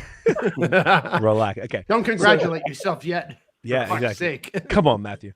So these guys, this was the first brewery who had professed to me that he had aspirations to be number 1 on this list, which I really appreciated that he even gave a flying fuck to even mention it. This dude is a scientific genius, I think. Everything that these guys do is absolutely bonkers. They are responsible for some of the other phenomenal brewers that have been on this list, and we've already talked about them tonight. And number 3, the top 10 breweries in Quebec is Brewski. Yeah, let's fucking go. Great can to showcase too. I think that's gorgeous. I have not seen that can. Which one? Mine or Nate's? Oh, I didn't see Nate's, but I was talking about yours. Oh yeah, this is their Vienna Lager, which is I don't look at Nate's very often. random. So It's Montreal. fuck you, Noah. Craig, you haven't had that one yet. It's really fucking good. I literally saved it for this because I drank all the haze sooner. So I was like, okay. When I knew this was happening, I was like, the only thing I know that could last would be this. So I saved it for the pod. Man, what can I say about Brewski? They're the smoothie lords, the haze lords. They do everything really well because of where they are. They're in a very interesting position. They're being in Old Port. They have to do, blondes, Hefeweizen, and things to appease the tourists, and they do them at an exceptional level from what I've heard, because I'm going to fucking rock up there to Brewski and drink a Hefeweizen. Come on. But from what I hear, the shit's fire. But everything they're doing is just so damn good, man. It's yeah, I just think Derek is like a what do you call it? Like a biochemist, sort of science genius. It's so cool to see everything that they're doing. I feel like they're always innovating. They're always trying different things. They've got 3 sections to the brewery now. We've got the original English style kind of brew pub on the top floor. They got the bottom floor tap room, which is the big one with the glass and the brewery. Now they got the new one, the annex in the middle, that's got the fridges. It's kind of more like self-service, like pub style, not pub, like brew. What is it? Tap room, brew pub. What would you call it? What would you call that kind of style service? It's a bar service, right? They don't bar come service. to you. You have to go up to the counter. That's where you can go and take away cans, which is that's where the retail space is. Which I really love. So like, I love the annex. The annex is great. Three separate kitchens. They have a bakery next door that's associated to them. They are phenomenal. They are easily one of my favorite Quebec breweries. If you're going to go to Montreal and you don't go to Brewski, you're fucking up. Yeah, because especially if you're a tourist, it's right in the Old Port. You can go hit all the touristy spots, get all the pictures that you want, that you're going to want on your Instagram, and drink Monster Haze. Come on. And not to Haze mention, pours unite, go to Brewski and get those Instagram-worthy pictures. And even my cousin, right before we left Montreal, my cousin from Australia visited, and the only place we took him was, we took him to Point Carré, but we took him to Brewski for brunch with smoothies. Brewski, the fucking brew juice with brunch. It's disgusting. It's so perfection. Perfect. I'm just so impressed with everything they're doing. I feel like they're always can you hear me? They're always innovating. Just gotta get these photos, you know what I'm saying? Everything they're doing, it was great because Nate went by in November or something, I think. Yeah. And I was just like, get me basically everything. And I got to, we had Derek on the pod about a year ago. I think it was February in 2025, which obviously was phenomenal. I didn't really get any brewski all year, and Nate happened to be there. So I was like, sick, this is amazing, and really get to try it again. I'm like, yeah, it's as incredible as it's always been. And I'm just so impressed with everything they're doing. I love seeing that a lot of these breweries that are on this list that didn't always distribute are now more widely available, which is really nice. Is super awesome to be it's able to cool, get right? your hands on brewski from a beer store instead of having to do the trek downtown. Because when I left, the Bruce, I didn't have a car in Montreal, and even it probably would have cost me $30 each way to fucking Uber, and it just didn't worth it. I guess so. Yeah, you're right. But I don't think I think I was maybe being a tight ass and not doing it enough. But it'd be so cool to be able to walk to, because Vice Versa opened up. Not Vice Versa. What's it called? Vertu and Bière opened up down the street from where I used to live, right before, literally like a month before I left. I'm like, come on, you fucking pricks. And it would have been really nice to be able to go and get a lot of these breweries from there. So I find that it's really cool that a brewery at this level is so much more widely available, and doing such fun stuff like this. Vienna Lager outside of the scope that they're actually packaging and distributing or whatever. They do tend to do that more than just the haze. They'll distribute lagers. Do they distribute the smoothies? Yes, absolutely. Yeah, I've totally picked up brew juices. Yeah. Oh yeah. Okay, because I know that smoothies are a questionable thing sometimes, right? Not from Brewski. They got it down. Well, they do have it down, but just they've got the shit dialed. They do, I guess. They're probably some of the best. They were one of the first to do it. But yeah, I don't even know what else to say, man. They're just exceptional. I feel like I'd love to get them to number one day. Gonna keep trying more. I'm just a huge fan. I think everything they're doing is phenomenal, and I love it. And like, yeah, they're in top 3 right now, so they're in close company. So, what were they? Let me check what they were last year to see if it was 2024. They were number 2. Yeah. 2023 they were number 3. 2022 number 3. I can't tell for the rest. So they're nipping at the heels there. So yeah. let's number see 3 in happens. 2020. Yeah. So we'll see what happens in 2026. Yeah. Okay, wait. So I got to chirp at Noah for a second because he said he didn't care what I what I was drinking, but I've got those were the words I exactly said. No, but you will care because this is Brew Skittles. So like as a fellow Simpsons fan, you should care about that because this is basically the real life Skittle Brow. It was so good. That one was I know so everything, good. but I don't know what you're talking about. I'm so lost. Skittle Brow? Okay. Do you not remember the episode of The Simpsons where he walks into the Quickie Mart and is like, I'm feeling kind of down a poo. Do you have that beer that beer that has the candy floating in it? Skittle Brow. That's gotta be like season 12. No. That is that is definitely falling in the range of season 5 to 11. You're failing there. And not bore the Simpsons. It was season 9, episode 6. Ha! Boom. Well, I wasn't far off, but fair enough. My apologies. Look, if it's before season 12, that's still in the golden that's still in the golden range. So I'm going to declare a win on that. Fuck you, Noah Forrest. The 8 is golden, but fuck you, Noah Forrest. Look, I'm older than you. I know better. I'm calling that a win. I am calling that a win. Anyway, what were we talking about? All right, Brewski. This is beer number 4. Let's go. Yeah. No. I like. Yeah, like Derek is a fucking champion. Yeah. For someone and we got to give him props too for Bad Bones a little bit for for someone to come out from under his wings like that. It's Ryan too. Ryan and Zach. Yeah, exactly. It really just speaks to to kind of the inspiration there, but Brewski is fucking spectacular. It's one of those cases of if anyone ever asks me hey, I'm going to Montreal, where are the best places to go?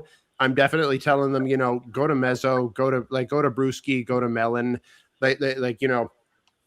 just utterly fantastic shit. And Brewski are definitely known for the haze and the smoothies, but you've got a prime example there of across the board, they've got some fantastic shit. Their lagers are top tier. How good is that Vienna lager? You've had a sip now, right? Oh yeah, dude, I am absolutely loving this. I'm a big fan of Vienna lagers, so I'm already partial. But this is it's money. It's on the money. It's toffee. It's caramel. It's got that nice. It's so good. The body's perfect. Yeah, the malt profile, beautiful. Yeah, just fantastic. And the on-site experience is just delightful. Their food is amazing, and and all 3 spaces, the brew pub, the tap room, the annex, all of them are delightful places to be, and they put out so many beers, in so many styles all the time, and they always have so much available. It's one of those things of if you ever go on site and are looking for retail, you've definitely got a selection of about 20.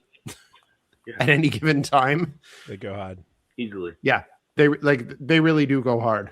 One fun thing, just real quick. Zach and Ryan said that they would come in the morning to Brewski when they both worked there, and they'd be like, Hurricane Derek's been in here, and apparently Derek would come in before they would, and there'd just be shit everywhere. He'd be yeah, boys, I've got there'd be hops and fruit and yeast and just crap everywhere. He'd just be nuts and just testing things or whatever. And when they told me that on the pod, I messaged him. I said Hurricane Derek, and he responded the next day a bunch of question marks. I'm I told him, and he's like, oh yeah, I fucked you up, man. I gotta do it. I'm that's sick. That's a real mad scientist. Yeah. Oh yeah, and And speaking to his mad scientist vibe, it was like and he's mentioned this both times that he's he's actually like, is he now the most like the most appearances on the pod for a guest? Equal first or second? It's with Shahan from Lost It's Craft. between him and Shahan, right? Yeah, I should do a tally. It's either equal first or second. Yeah. But it's definitely come up multiple times that like where he says like, don't ask me the name of the beer, just like I'll tell you what hops are in it, but don't ask me what name or like what's the name of the beer. He does not know what the name of the beer is. He just knows what hops are in it. Which is amazing, because they're like, how can you keep up the amount that they're pumping out? It's bonkers. Not the last pod, but the pod before. Like it was a thing of I picked up my beers on site just because I happened to be in Montreal like 2 weeks before or something like that, and I was chatting with him in the annex, and he just popped in to like taste test something. So I was chatting with him while I was grabbing a beer, and he was so I asked him like, so like which one was that you were just like, I have no fucking idea. Like I know it has like Nelson and and Simcoe, but I have no idea what beer it is. I couldn't imagine trying to keep up with that and remember recipes, names. It's got to be overwhelming. Well, particularly with the sheer volume that they put out, it's just wild. Yeah, bonkers. But yes, fully deserved. Like top tier status. There's a reason they've been in the top 3 for like the last 3 or 4 years. Who knows? I'm sure they've been on the list the whole time. Absolutely. I don't have 2019. I think we didn't start the spreadsheet then, but I've got back till 2020, and they've been on the list every single one. They'll be nipping at the heels for sure. Yeah. Yeah, and I'm not going to repeat what you all said, but, without question, one of the originators of the smoothie beer in Quebec, especially in cans, especially making them not explode. Incredible Haze.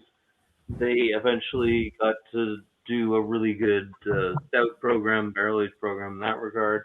I don't think they fucked much with wild stuff, but that's not a bad thing at all. Great. I mean, they're right in the most touristic. It's amazing to see something of that quality show up in a touristy area, right? Because like historically in any city, you go to these like spots where all the tourists go, it's just going to be kind of manufactured class, right? It'll be a brew dog in beer form, like. Yeah.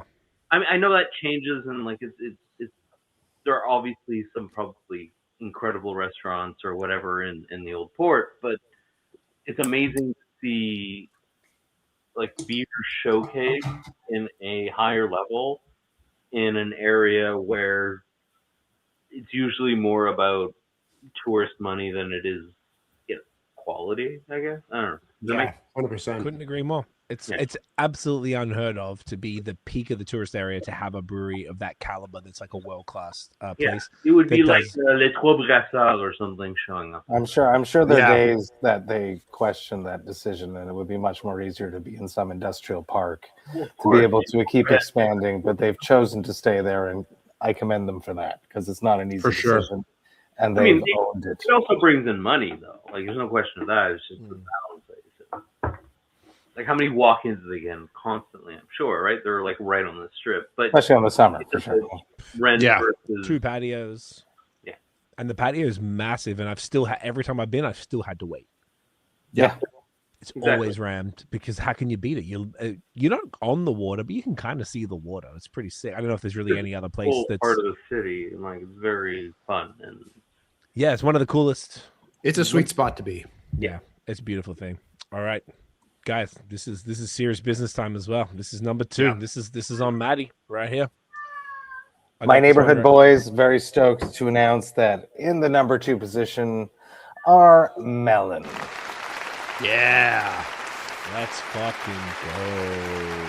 A fantastic, very local, very community-driven brewery. Back to that resonance. They have created a scene, a vibe that connects with the local people of Villeray, of Montreal, of Rosemont. It's more than craft beer there. It's a vibe. People go there because they want to connect and chill because they created this atmosphere, and at the same time they happen to discover amazing, mostly light ABV craft beers, a plethora of styles. They got the very heavily European influenced style beers, which is fantastic. They got the Lucers. They do some haze, but mostly very floral, light haze, not the big monster haze that we've been talking about. Fantastic, awesome people, great events that they do too, and they have a Tony's Pizza, I think now, no. which is awesome too. In the summer, maybe all year round. Maybe I haven't been enough since I've been home, but stoked that my neighbors are in the number 2 position. Hell yeah! I'll jump in. Dude, you introduced me to him, eh? So I remember my barber was around the corner from him, and you were like, "Oh, I knew about him." There's this new brewery. Yeah, this new brewery, and you're like, "Yo, meet me." And They me also, and you took the ground running. Like they had hype the moment they kind of opened. They had pre-hype. Fantastic social media team and branding. One of their girlfriends was the photographer. And it just works. Just the vibe that they created before, and the timing of it all, where the craft beer scene was at the moment. With contracted through Avant-Garde beforehand. The first or 2 beers or something. One of them worked at Avant-Garde before that. Oh, yeah. So I think I remember taking a photo, and like they didn't have a canning line. I don't know if the brewery was even open yet. This might have been pre-open date, but I think they wanted to launch the brand by brewing a beer. Correct. Yeah. It was they had the establishment. They were working at Avant-Garde, or were working at Avant-Garde, but they hadn't had the brew system yet, so they launched with a contract out of Avant-Garde, I think. And it was good. It was like a mosaic lager. It was like a lager. Yeah. It was fucking good. I remember that. Sorry, go ahead. No, it was just really cool to see them, meet them a couple of times. We were the first pod that they ever did when they not long after they opened with their first 4 beers. It was super cool, and to see them the way that. Okay, the quick example. So I feel like they've been popping ever since they kind of opened. They're in a really good spot, and Jean Talon and that whole area is like what's it called? Rosemont, right? Rosemont is like Rosemont, Villeray. The cuts. They're not far from La Cadette. Down the street. Yeah, exactly. I think north of Jean Talon is Villeray, and south is Rosemont, right? Exactly. Yeah. Oh, and they're like right on the cusp, literally on the street. Literally on the street, right? So the area is super dope. They're in they're very close to Harricana, to Wills, to Hildegard. So they've got a few contemporaries that are also like crisp lords. And basically, the thing that I love the most about Milan was when they did the Czech trip a couple of years ago, 23, 22. They did that thing and they came back basically brainwashed for Czech beers in the best possible way. And heritage line. Yeah. Exactly right. And they formed a really big friendship with True History here in Toronto. Yes. And they're out here all the time. They're collaborating all the time. Those guys are basically fucking shagging each other. It's a beautiful thing to see how much the crisp world is the lager stuff is just. It's just like if you're a lager, what a fucking time to be between Ontario and Quebec. Oh my God. And Milano really leading the thing. And I went when I was in town in April. I went down. I got this fucking weird food. It's fucked up. I went to Sir John, then I went to Saint Kiem. I came back that night. I think I had some sort of weird. It wasn't food poisoning, but some sort of strange thing. Puked my guts out. Was fucked up for like 2 days. You said you had beef. I'm drinking too much fucking beer. It's not the beer. It could have, but it wasn't because I had a fever. I don't have a fever. I was like shaking. He mentioned beef tartare before, but I didn't eat the beef tartare. I had I wish I had the beef tartare. Probably would have been fine. I had the burger. But my girlfriend, my mother-in-law had it recently, and she went to a family's house, and she came back with the exact same thing. So I don't know what it is, whatever it was. Fuck my whole Montreal trip up, unfortunately. But on the last day I was in town, it was their 5th anniversary, and I was so excited to go to there that day, and then to go to Meso to get lit afterwards. All I could do was pull up and buy beer and go. But I went, dude. I think this was their 4th anniversary in 2025. I fucking go there, and the line was down the street to get a order a drink beer. at the bar. Dog, I'm talking out the door and like 20 meters down the street. There were fucking people in whatever it is next to it. It's like a grassy car parky type of thing.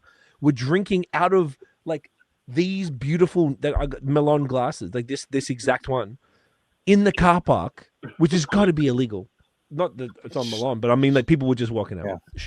And like I went in line, I'm like dying still because I'm just like really struggling. And then a dude comes up to me, he's like, "Hey man, we met at the OCB last year." I was like, "Oh yeah, what's up?"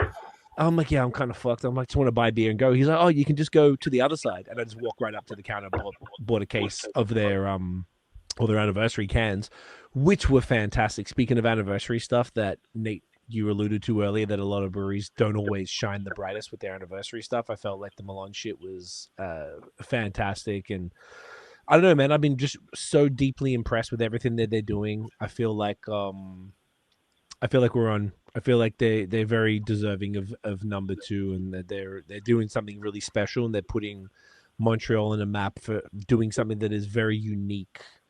That's engaging the community to the point where there's a line down the street. I've never in my life seen a line down the street for the bar outside the fucking door to buy a pint. It's not the biggest bar but it's not true. that big, but still, you know what I'm saying? Like even in Meso, that the same line would be all the way through the patio, but it's still on their property. I do wonder if ever they wanted to get bigger, what they would do.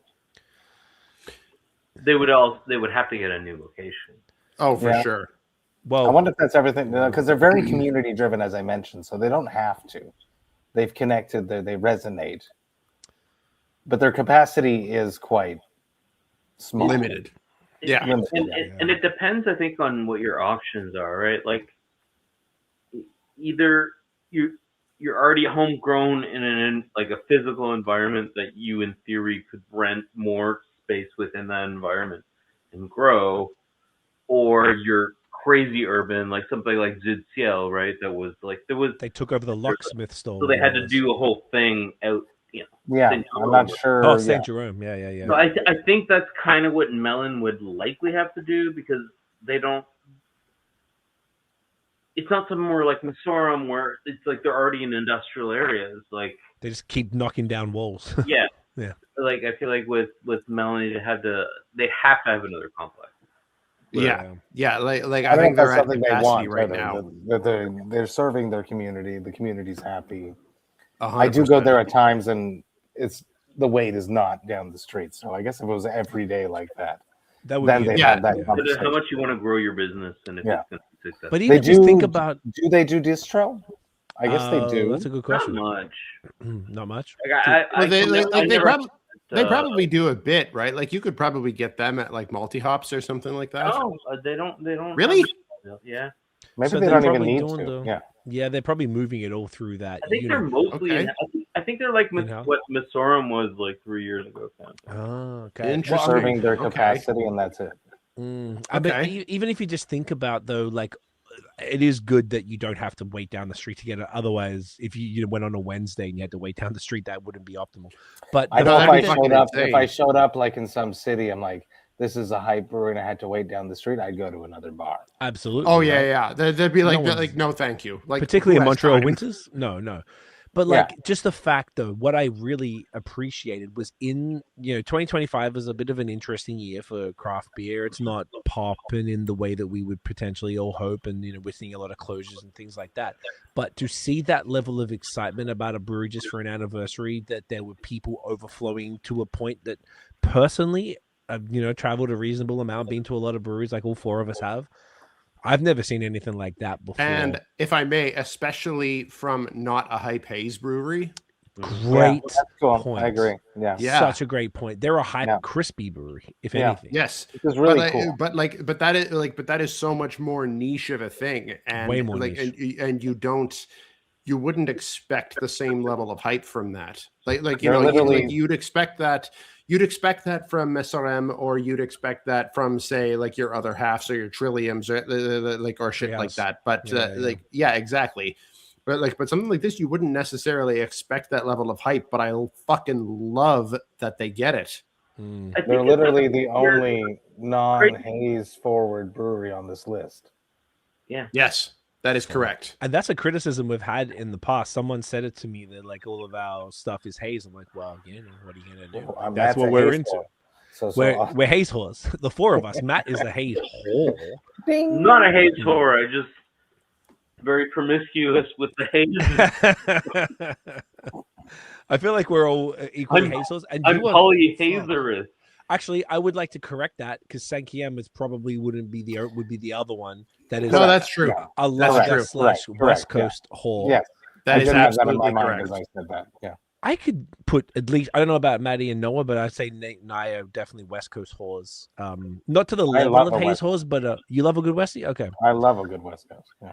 I love a Sankiem Bad Home Westie, and there aren't any other breweries that I like Westies, including my favorite brewery in ever. Well, but like, there's something about Sankiem Bad Home Westies for me. They're very you're right. Well, that's to say, cool Westie. Totally. That's to say, I think that's really interesting because I hadn't thought about, because I don't look at this list and think, there's a whole bunch of haze on here because that's just what we fucking are into. It's also what the world is at. That's what the world is into. So I don't really think number it's one that style according to the Untapped this year. It is. It's been that for many, many years, and I don't think it's more than I don't think it's very odd for our list to be haze forward, right? And it was someone, I think they didn't critique the Quebec list, they critiqued our Ontario list. I'm like, yeah, Doug, what the fuck you thought this was? Like, of course, that's just the shit. So it is actually very interesting that the four of us were landing a lager forward brewery who does make fantastic haze, but they're not known for that at all. When it's definitely not in the style that we were circle jerking about earlier. It's much more chill, as you described, Maddie. So I don't know. I find that really interesting and very telling about how good these guys are. I like a good Luca because they were so high. Nothing beats a Luca Port. Absolutely not. If I'm going out, if I'm leaving my motherfucking house with the amount of beer that I have here, I'm drinking a Luca or I'm not going the fuck out. Like, I don't see the point. Give me a Milko. Milko. I got a hot take. I'll milk you, buddy. Okay, hit us, Noah. I'll milk all you guys. So, I'll fucking milk the places shit out like of you. Melon, and another good example would be like Will's. Will's are phenomenal. Oh, fuck there's like this Montrealism that combines like wanting something craft with also something very relaxed and easy drinking, a relaxed environment. And I can't explain it. It's not like it's kind of New York-y, but I don't know. Montreal's a thing. And I feel like those two breweries kind of like, you were talking about the success of how they came out of the gate with like the more old school Vermont style IPAs but purposely at a lower ABV of like 5.5 kind of pale ale-ish. Lagers, mixed fermentation, but again, very low ABV, very sessionable, and then the environment of it, where it's located, it's so I don't know. I feel like they grew up at Ile-de-Garde thing in some way. Does that make sense to any of you? Yeah, it's they grew up at Ile-de-Garde. It's a really chill, low ABV, relaxed, laid back, very European. Yes. Influenced. Order 2-3 beers and go home. Yeah. Yeah, it's definitely a different vibe, but very well deserved, and I think it makes this list quite rounded. So look, let's take particularly with how high up it's ranked. I think that's it was a very easy decision too. Like if you look at the numbers about it too, if you look at it, quite high. Yeah. Let me see how close. Like, to be fair, the winner won by a significant margin, but no, I'm wrong. It's quite high, but it's not. Yeah, as high I was looking at the numbers. but also the fact that they got number 2 is pretty telling. They beat out Bruce. They beat out Brewski by 1 vote. 1 point. Yep. Literally by 1 point. Yeah, and then point. And even Brewski beat Sir John by 2 points. And Sir John beat LeCatch and Bad Bones by 3 points. So everything was not. This is very tight. like this list, by the way. Like aside from the number one, which was pretty unanimous, everything else was pretty tight. I wouldn't say pretty unanimous. I'd say absolutely unanimous. Yeah, it was extremely unanimous. It was extremely unanimous. It was boringly. Well, I mean, like it's as unanimous as it gets, as we all chose the same fucking thing. Between you. So look, we're all gagging for a piss. We're going to take a break. We're going to come back. We're going to do some quick honorary mentions, and we're going to do the winner. Excuse me. We'll be right back. Yep. You guys missed that whole thing. I can't believe you missed that joke, everyone. Oh, that was amazing. Lucky we would have been canceled for that one. You timed that demonic laughter perfectly there. Well, I mean, the metal singer is pretty good with demons. That's true. That's true. It's a good fit. It's what he does. All right, guys. So we're going to, before we get to number one, we got a couple of quick, actually, when I say a couple, I'm going to be more specific. 3, which is a few, because North Americans can't differentiate between a couple and a few. So couple is 2, few is 3 or more. Okay, so get with the fucking program. Okay, it pisses me the fuck off. I don't know why they don't teach you that in school. So, well, I knew this. Like, who's coming at you, bro? Oh, I'd say it all the time. Like people would always go, "Yeah, a couple of this," and it was like 5. I'm like, a couple is 2. Are you fucking? Are you like? No, man. I'm with you. I'm with you. Like the folks that you have been talking to have been whack. A couple is 2. Thank you. We have a thruple of honorable mentions. A thruple of honorable mentions. I know some people in a thruple didn't work out so well. Polyamorous. Polyamorous. That's Noah's friends. Okay, so we have 3 specific categories that I'm going to just go through really quickly. The best new brewery in Quebec. I don't know if we've ever done this before, but I just wrote these down because as I was putting my list together, these were some of the ones that didn't make it in the top 10, but I felt like I really wanted to just shout them out. Best new brewery in Quebec. This is my personal opinion. You guys can echo it. Was Loup-Garou. I didn't drink any. I can. Kevin kept saying, "Matt, buy this," and I was like, "No." They're so good. I have no time for new things in my life. Okay, well, I'm sorry to hear that because new things are fun. I will not drink that great beer. We had Scott on the pod. No. I was put on to him from Mike. Shouts to Mike from Four Origins. Mike Davis put us on. And I had him on the pod. Man, I wish you were here for so many of these, Nate, this year. There were so many great ones that you got to catch up on. I know. You do what you got to do. But I was just so impressed. Okay. It's okay. I only had a kid. No big deal. Yeah, exactly. Whatever. I don't know. All I'm saying is priorities. Someone had a kid. But I'm just saying. No, it's true. It's true. My wife had a kid. My wife had... I did not birth the child. Let me clarify. I'm really glad you told me that because I have no idea. So Loup-Garou, absolutely spectacular. Crispies are their main thing, but everything else was phenomenal. I'm very excited to follow what they're doing. Now, I want to say the honorable mentions for the one. These were a bunch of ones that that came up on all of our lists. Actually, I compiled these from the 4 of our lists that didn't end up making it into the top 10. So the first one was Herman. I had them on the pod recently. Absolutely spectacular stuff. Fucking legends. I agree. Yeah. Herman in the Laurentians. Herman, I gotta say, if we all have more of them, I have a feeling they're probably going to be in the top 10 next time. I agree. Yeah. I'm going to make a big effort this year, and I think you're 100% right. They're like melon coated, so they're very, and the Crispies were just spectacular. Another one, Noctem. I feel like they were really well known for catnip, and I feel like because it became so ever present, I don't know if people paid enough attention, and all of the haze that I had from them was so fucking good. Yeah. I was just so impressed. Our collab came out amazing. I had a whole bunch. Yeah, I had Jean-Michael on the pod, and we would, the just styles that no one makes here in Ontario, like Gozes and shit. Like I just like, oh wow, it was just, they do everything so well. Very, very impressive. Boreal, which was a big one. I didn't think I had any Boreal except for the ones that Nate mentioned earlier, the collabs with Sankiem. But I know Matt and Noah, both of you guys, I think had them on your in your list. Go to. Yes, you did. So easy. I've had a handful of others from them, from them as well, and like consistently really good shit. I was the only one that didn't have it. Love the episode series. I love they drop 2 a month. They're available all across Quebec, every grocery store just about. They're mostly very consistently amazing. So it's fun, easy craft beer to grab. Yeah. This thing, like what Boreal has managed to do is take like,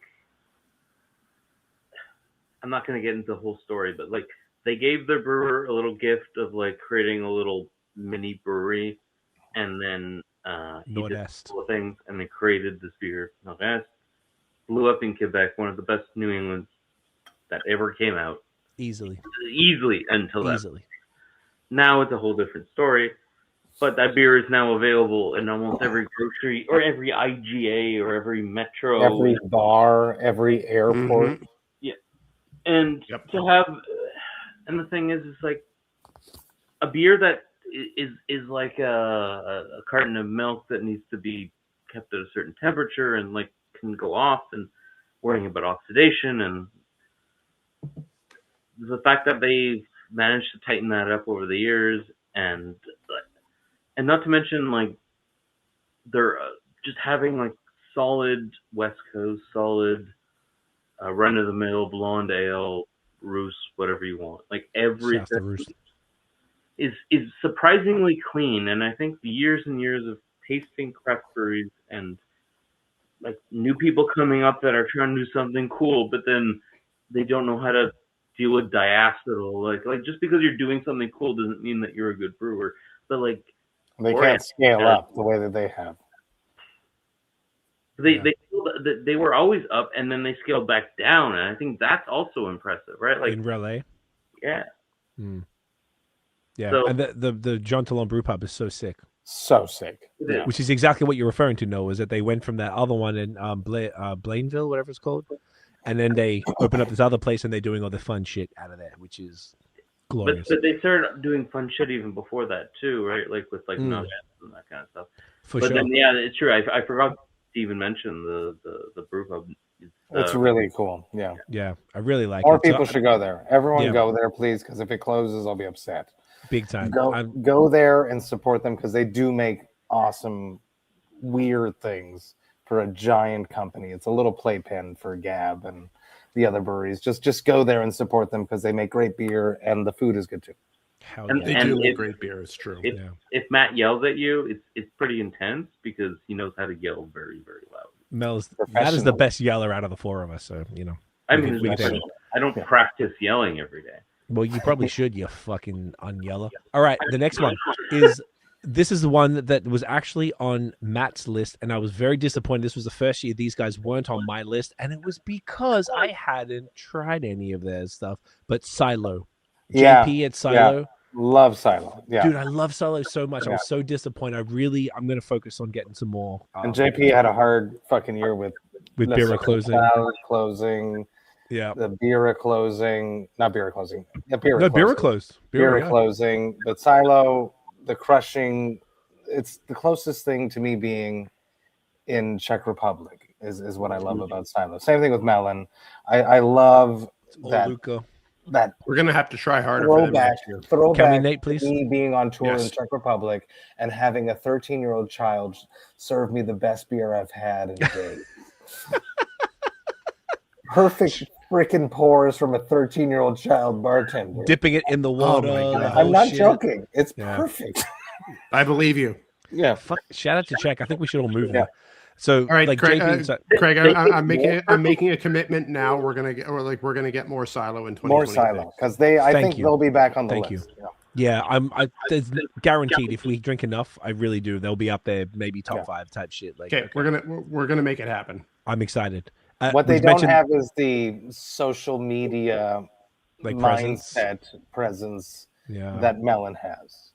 Yeah, that is a great point, and that would do them a big service. And the pub in the Hansik is so beautiful. Problem too, from what I understand. If what? Unless they've moved, their location is very challenging. It's very north of Chabanel there. Yeah, it's a Hansik. Yeah, it's like right up there. It's not optimal, but it's almost like they should have moved Silo into Bira, where Bira was. I've had that thought, but the brewing facility in Hansik is actually pretty, because I went and saw JP right before I left. I went there for my birthday, and I was so impressed. And I had that same thought. Yeah, like 12 fucking Luca taps or whatever they got. It's just, and they do a lot of contract brewing for other people, and they do crispies for people that are just exceptional because that's what they do. So shouts to JP. I did go to the last day of Bira. I had one last beer at Bira. Oh, good. I was happy to be there. Because I've had a lot of beers on that terrace on St. Laurent Street. Yeah, man, that made me upset for sure. We mentioned this earlier, but Orval, obviously, Orval would be on the list if any of us had a reasonable amount of it. Yep. Got to be the Quebec goats. I don't think there's any discussion. Yeah, there's no question, and it's it's a thing of like they don't really need any recognition from recognition from us. No, like everyone knows the status that they are.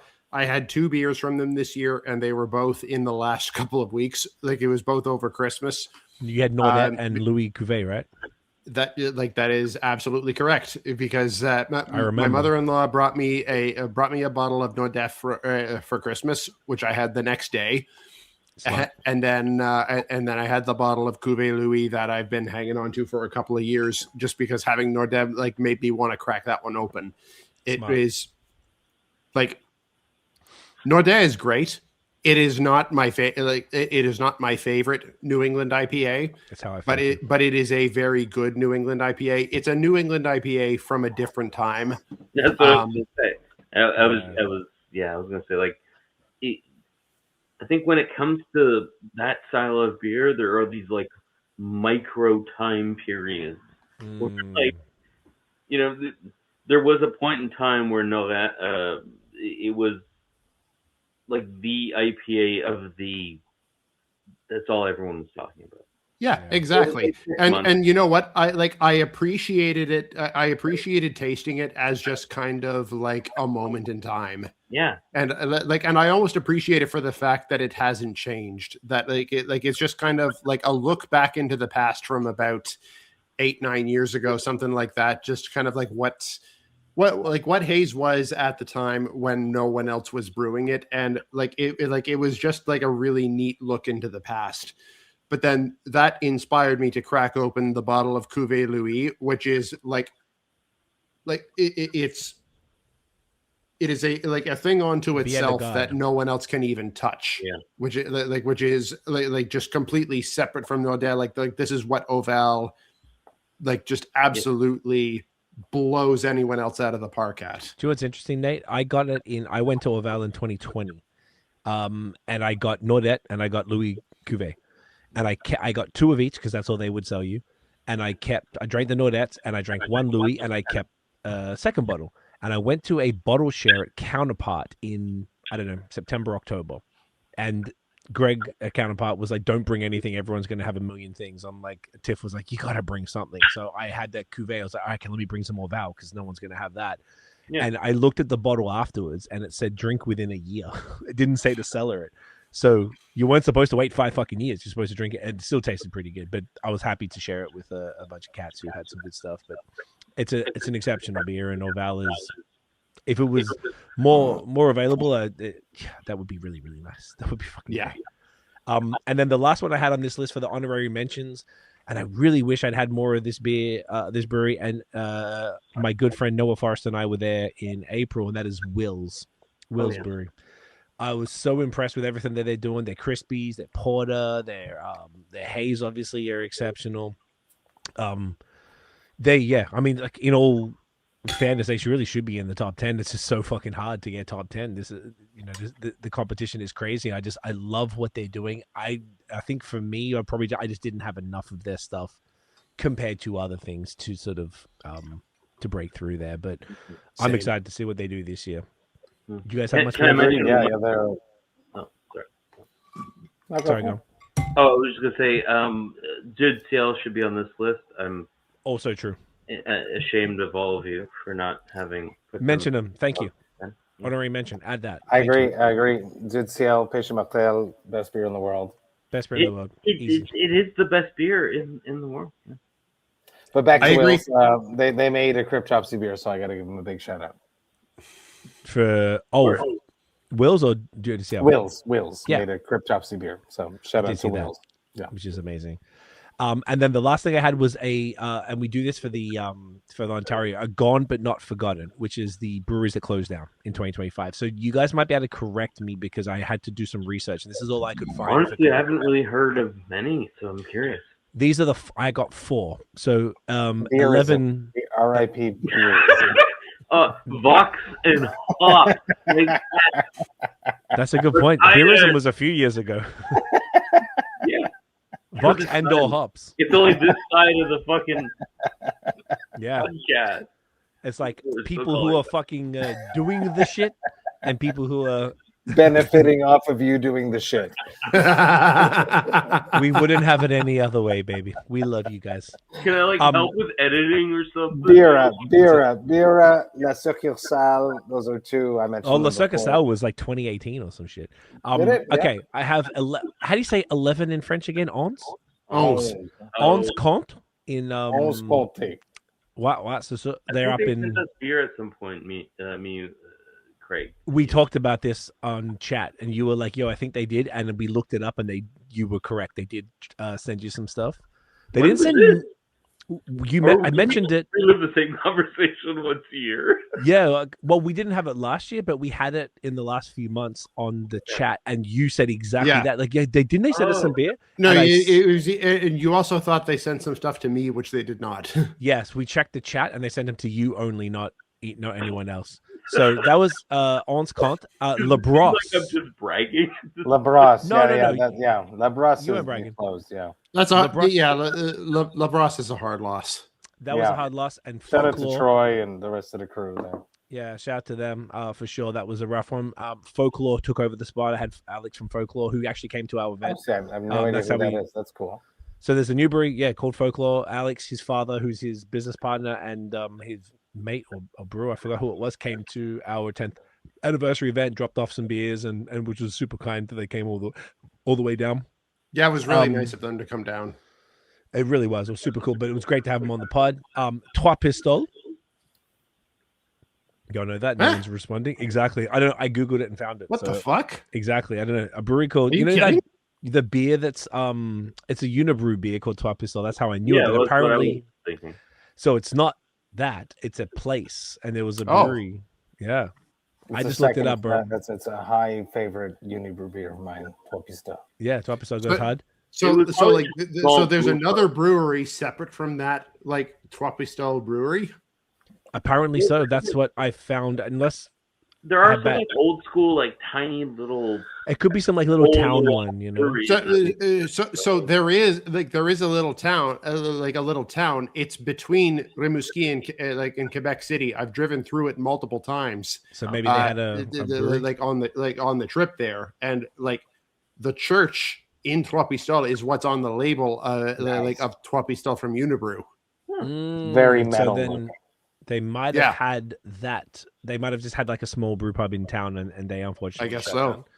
Which sucks. Okay. And then the last one, which we already spoke about, was Bira, rest in peace, which is a phenomenal spot. Saint Laurent Jean Talon right there, which is A1 spot. So that really sucks. But at least Silo lives on, and JP is, went from La Succursale to Bira to Silo, and Silo's the one that's winning, and JP's a fantastic brewer. No one's taken over the Bira as of yet. That's a shame, but hopefully somebody does, at least, because that kind of completes that whole area. I feel like that's got to be one of the coolest areas in Montreal as far as like the concentration of breweries. When I left, it wasn't like that, and I feel like it's just gotten more and more fire as time goes on. Crazy. So, ladies and gentlemen, it's that time. It's time. I think it's fucking time. If everyone gets their cans ready. Yeah. These babies have been ready all night. Oh, you been them little titties already, little big boy. Right, that little big boy is going. I got a little thing that says drum roll bongos. I don't know what this sounds like. I'm going to hit it, and then we're going to do the drum roll. Interesting. And then we can all say it at the same time. Maybe we can do a 3, 2, 1 countdown, and we can all say it. Okay. 3, 2, 1. Messorem. Obviously, probably knew that because it wasn't on the list beforehand. And if we're not mentioning Messorem before number 1, then what the fuck do you think is happening? This is unprecedented because this is the 3rd year in a row that Messorem has won the best brewery in Quebec, according to the 4 of us who are just dudes. Just 4 fucking idiots. 4 fucking dildos talking about beer on the internet once a year. And look, at the end of the day, obviously Noah's going to sit here and glug that shit because that's what he does. But like, I've had more Messorem in 2025 than I have in a while. like you could have said that really better. Whilst I think okay, this is the beautiful part of Meso. They're the most consistent. They do the most breadth of style at the most exceptional way. The taproom experience is absolutely unparalleled, beyond out of control. The branding is insane. It's got to be some of the best branding in a brewery in Canada. Just look at this glass right here. Look at the glass. Shouts to Dan from Zen. In Canada, more globally too. Globally, the brand is fucking fire, dude. One of the things. So I was in, like, obviously, Matt, you're everywhere. But I was in Florida for 6 weeks to escape the winter in 2025. Everywhere I went. On the way down, Masorum stickers. I was sending check this out. I was sending, a bit of a demoliry right there. I was sending photos of the Masorum stickers to Marc Andre. Every time I saw one, I go, "Where's this?" 100% of the time, he knew where it was. Every single fucking time. From Human Robot in Philadelphia, Arcane in Tampa. Like I met up with Marc Andre and Seb in Tampa. For Tampa Bee Week, they happened to be there, and I happened to be there. I didn't go there for it. I just happened to be there for it. I love those two guys. They're so similar and different at the same. I don't know. I feel like all those guys, they're all different personalities that like blend in. That's why it works. That's why it works. Yeah, man. Like they're branding, they're so similar and different, right? Man. It's like Cheech and Chong in the building. It's just like I love it. I'll walk into a brewery in any world, and if I bring up the word Masorum, people know what I'm talking about, and that's impressive. Yeah. As far as Canada's concerned, there's nothing. Little brewery that started by my friends that I've toured Canada with. When I walk into a brewery across the globe, and they know exactly who I'm talking about, I'm impressed. And the beer is solid. Crazy. Fucking solid. Solid is rude. It's so much better than solid. Phenomenal. Thank you. It really is, though. Like, without gas in it, and I don't know. I have a Masorum T-shirt that's somewhere. I don't know where it is. I need to get that Masorum T-shirt. Not sure where that might. Where was that T-shirt? Oh, someone's gonna send to me. We'll figure it out. But like, they're just like. They've become a beast unto themselves, you know. They're what can't they do exceptional? Their barrel program, their stouts, their barley wines, their wild stuff, out of control. Their haze, absolutely bonkers. Their lagers. Marc Andre told me, and I don't know if Noah, you might know more about this than I. He was saying that their lagers outsell their haze. Is that true? Still? In terms of like numbers, I'm not sure, but it doesn't surprise me because their busiest time of year is summer.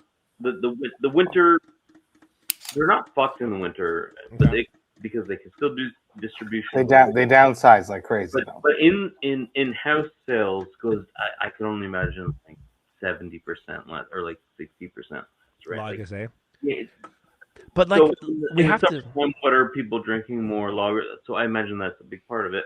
But I also assume that it has something to do with sales within the province too. But that, and they export massive amounts of pallets internationally now. A crazy amount of stuff. But something else recently that I've discovered that blew my mind, and there was like always like this distinction between craft beer and grocery store beer.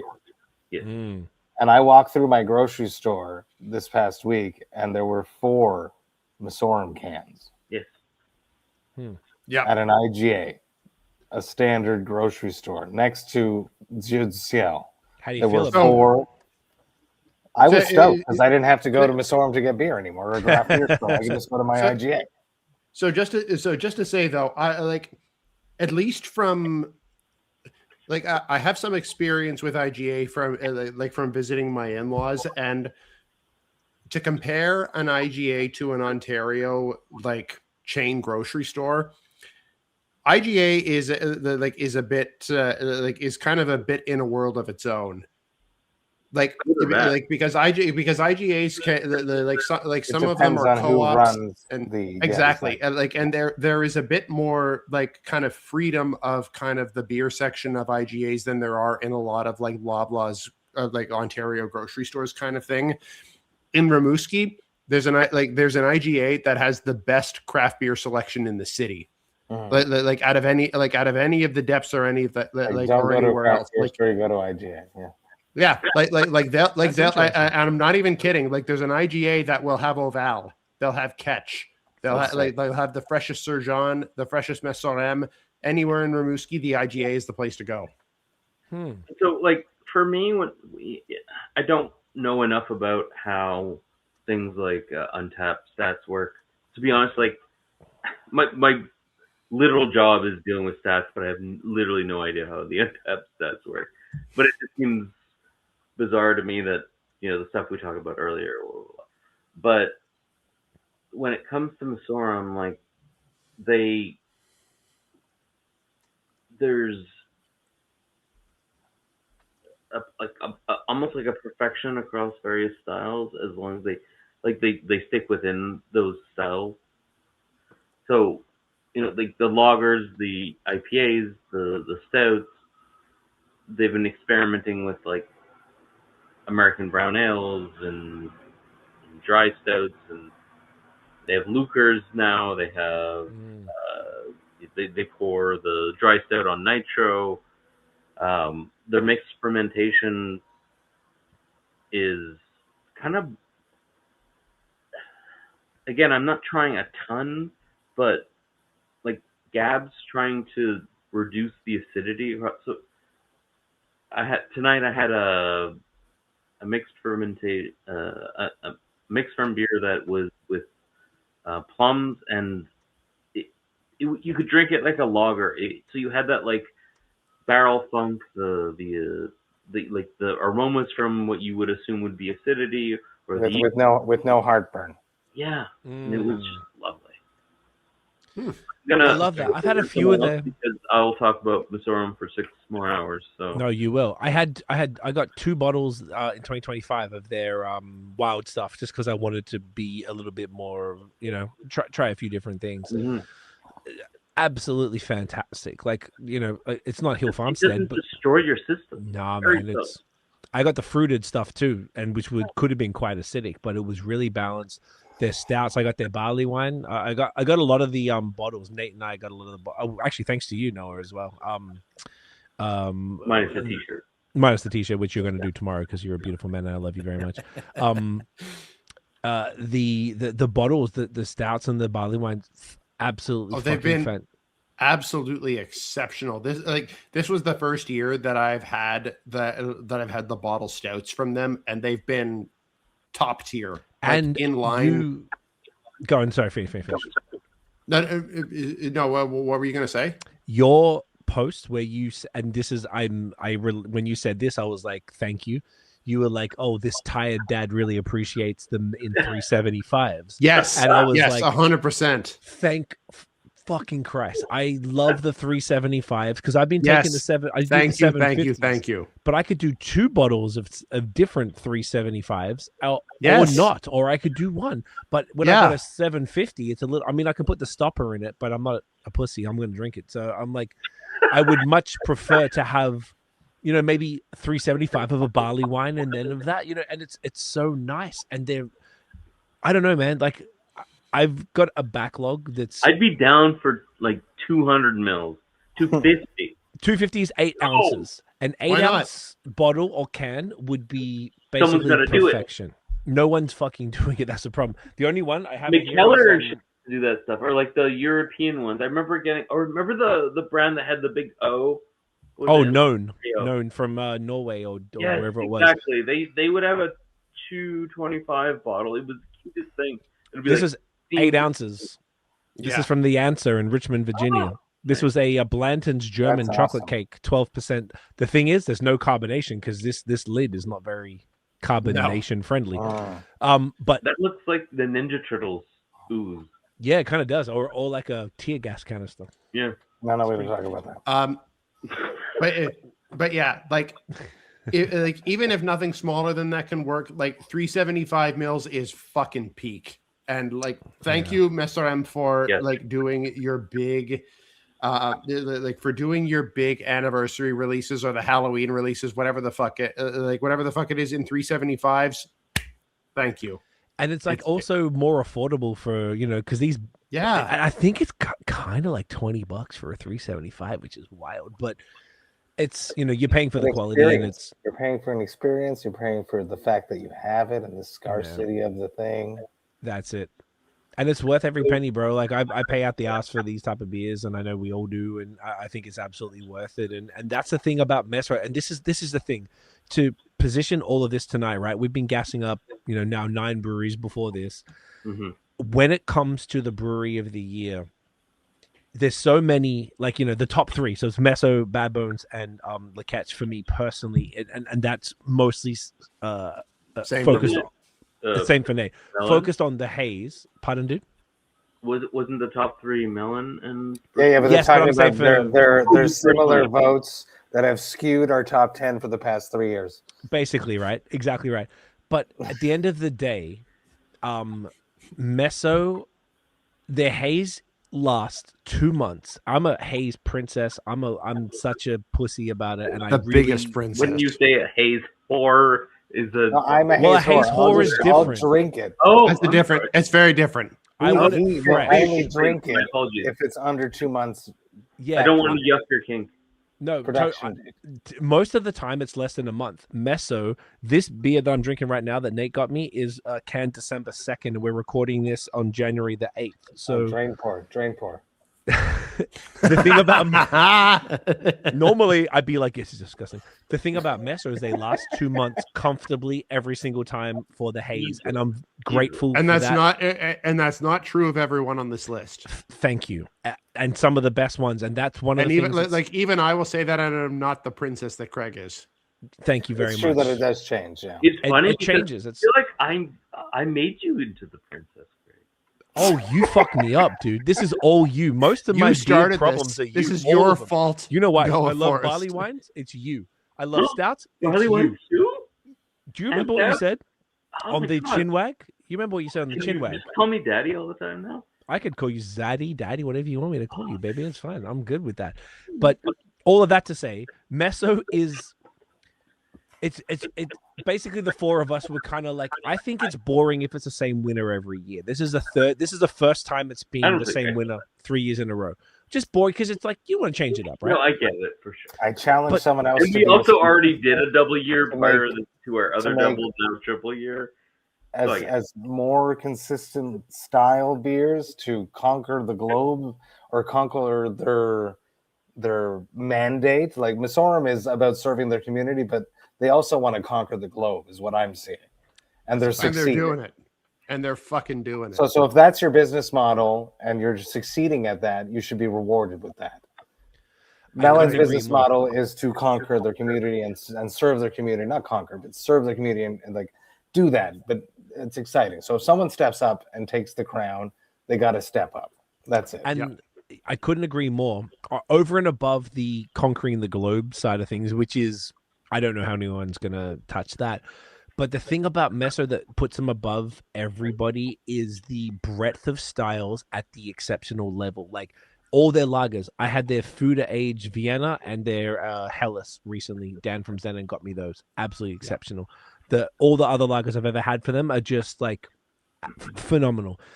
Stouts, barley wines, wild ales, haze, West Coast. They're juicy ones too. The smoothies are amazing. Yeah, are incredible, and they have the smoothie fight thing.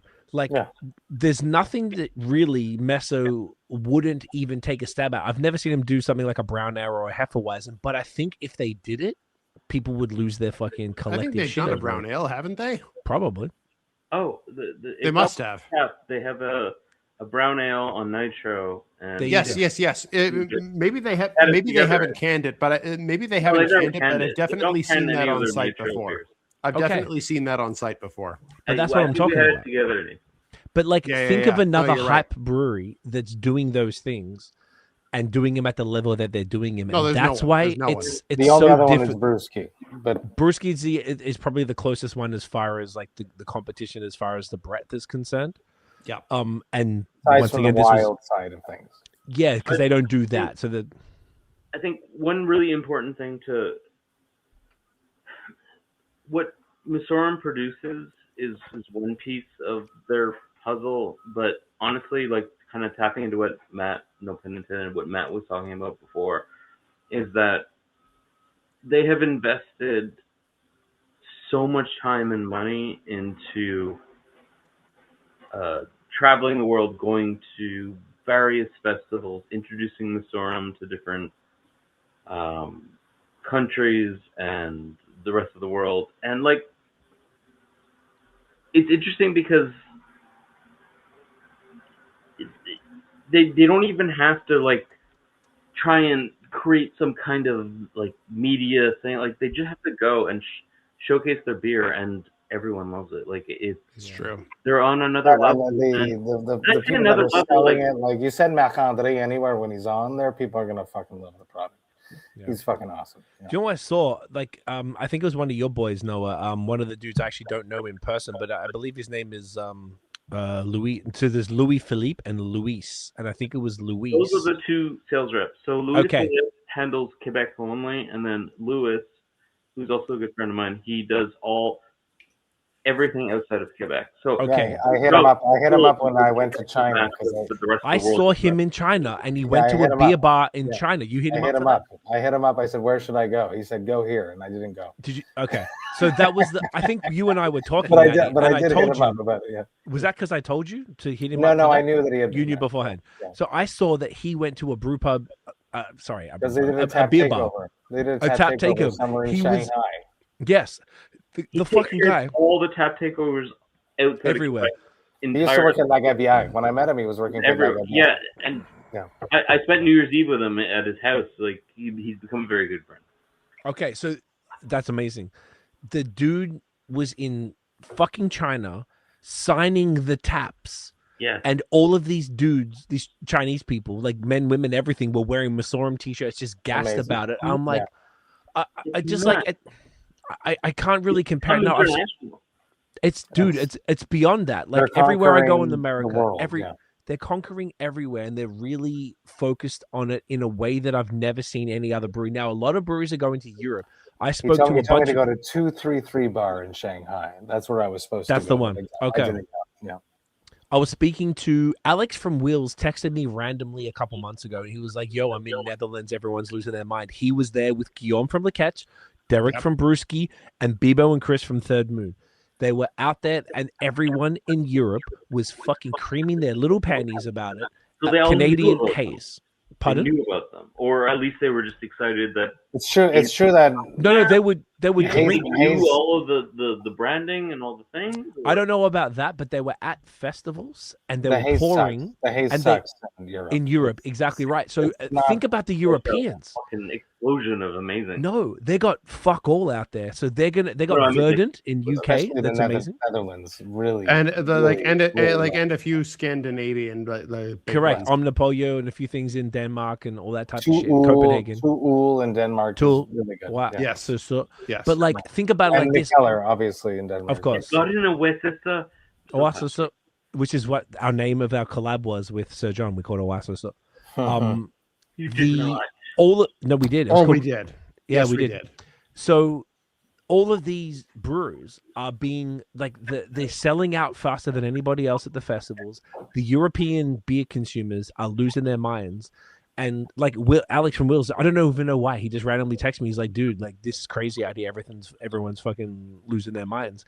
And I spoke to Derek and I spoke to Nate and I spoke to Guillaume, and everyone was like, it's so cool to know.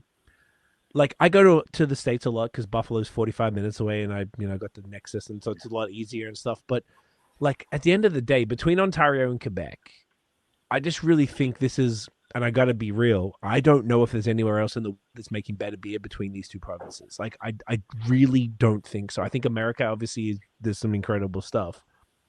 So without getting into the weeds of it, what are the like 2 or 3 breweries in Ontario that you feel like are on that same? Up there with, well, it's like there's Counterpart for sure. Counterpart has the best barrel-aged stouts and barley wines in Canada.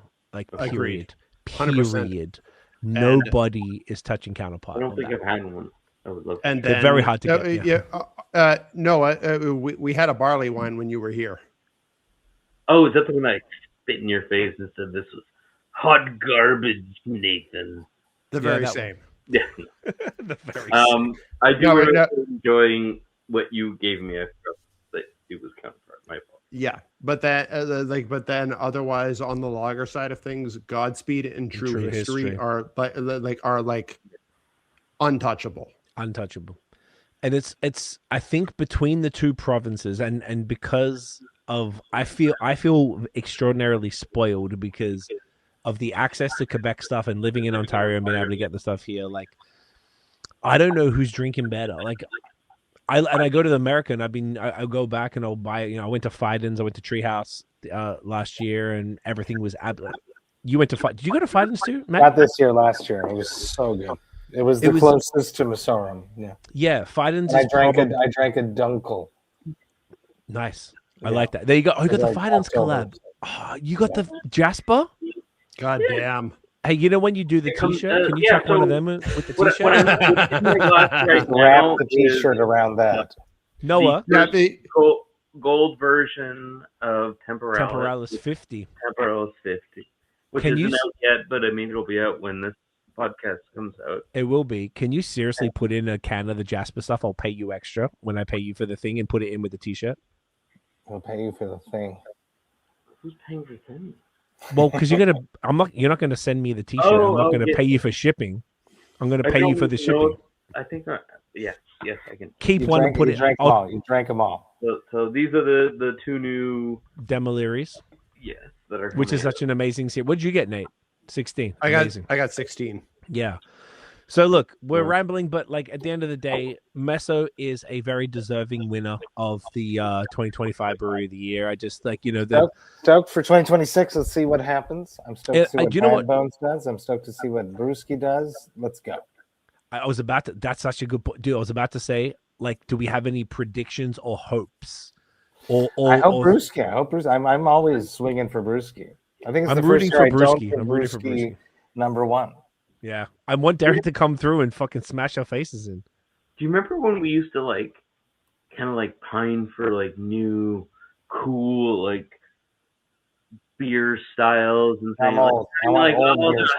I hear they're taking ice cream this year and they're blending it up inside of a barrel for 17 months and then shitting whatever. The children are in the barrels running around mixing.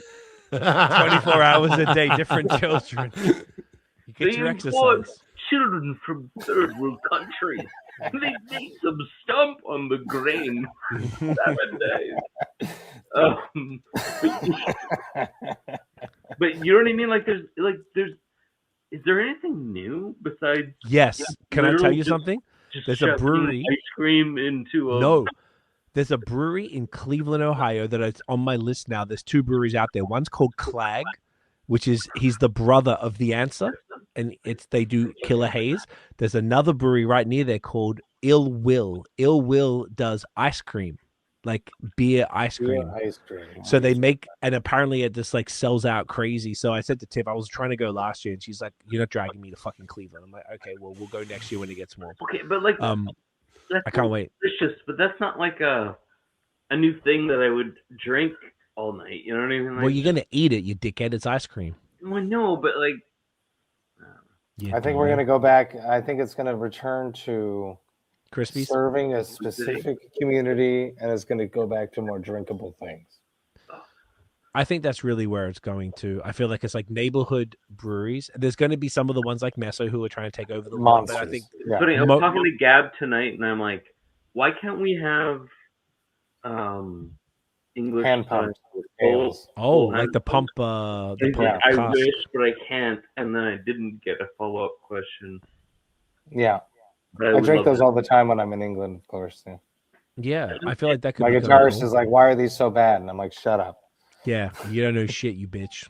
Yeah. So, if we're looking forward to 2026, and seeing what's going to happen there, I'm talking mainly for me and Craig, we're going to be trying to drink in more Herman, drinking more Silo, and drinking more Wills, so that to see how that influences our top 10 for 2026. That makes sense. And in the comments, let us know if we missed something. On my side, I should probably drink more Le Ketch.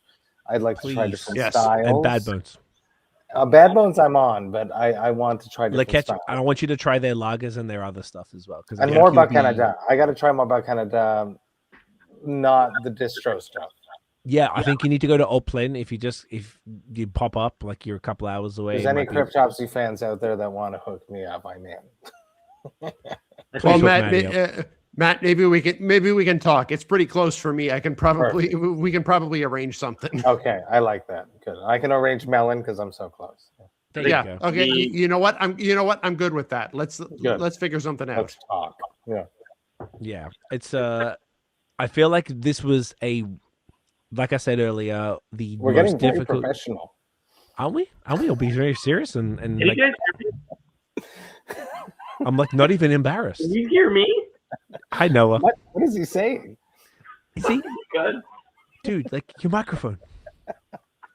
You've been on mute the whole time.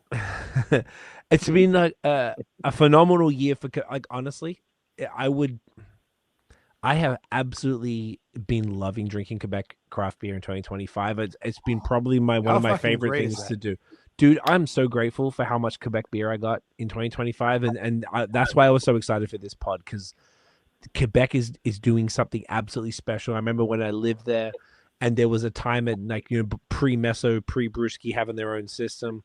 No, there was no fucking haze aside from Nord-Est, and I had to keep going to Bellwoods or to Vermont or something to get everything. And now look at it. This is some of the best beer in the world, being exported to the world, where exaggeration. The highest rated international brewery outside of America is in Quebec.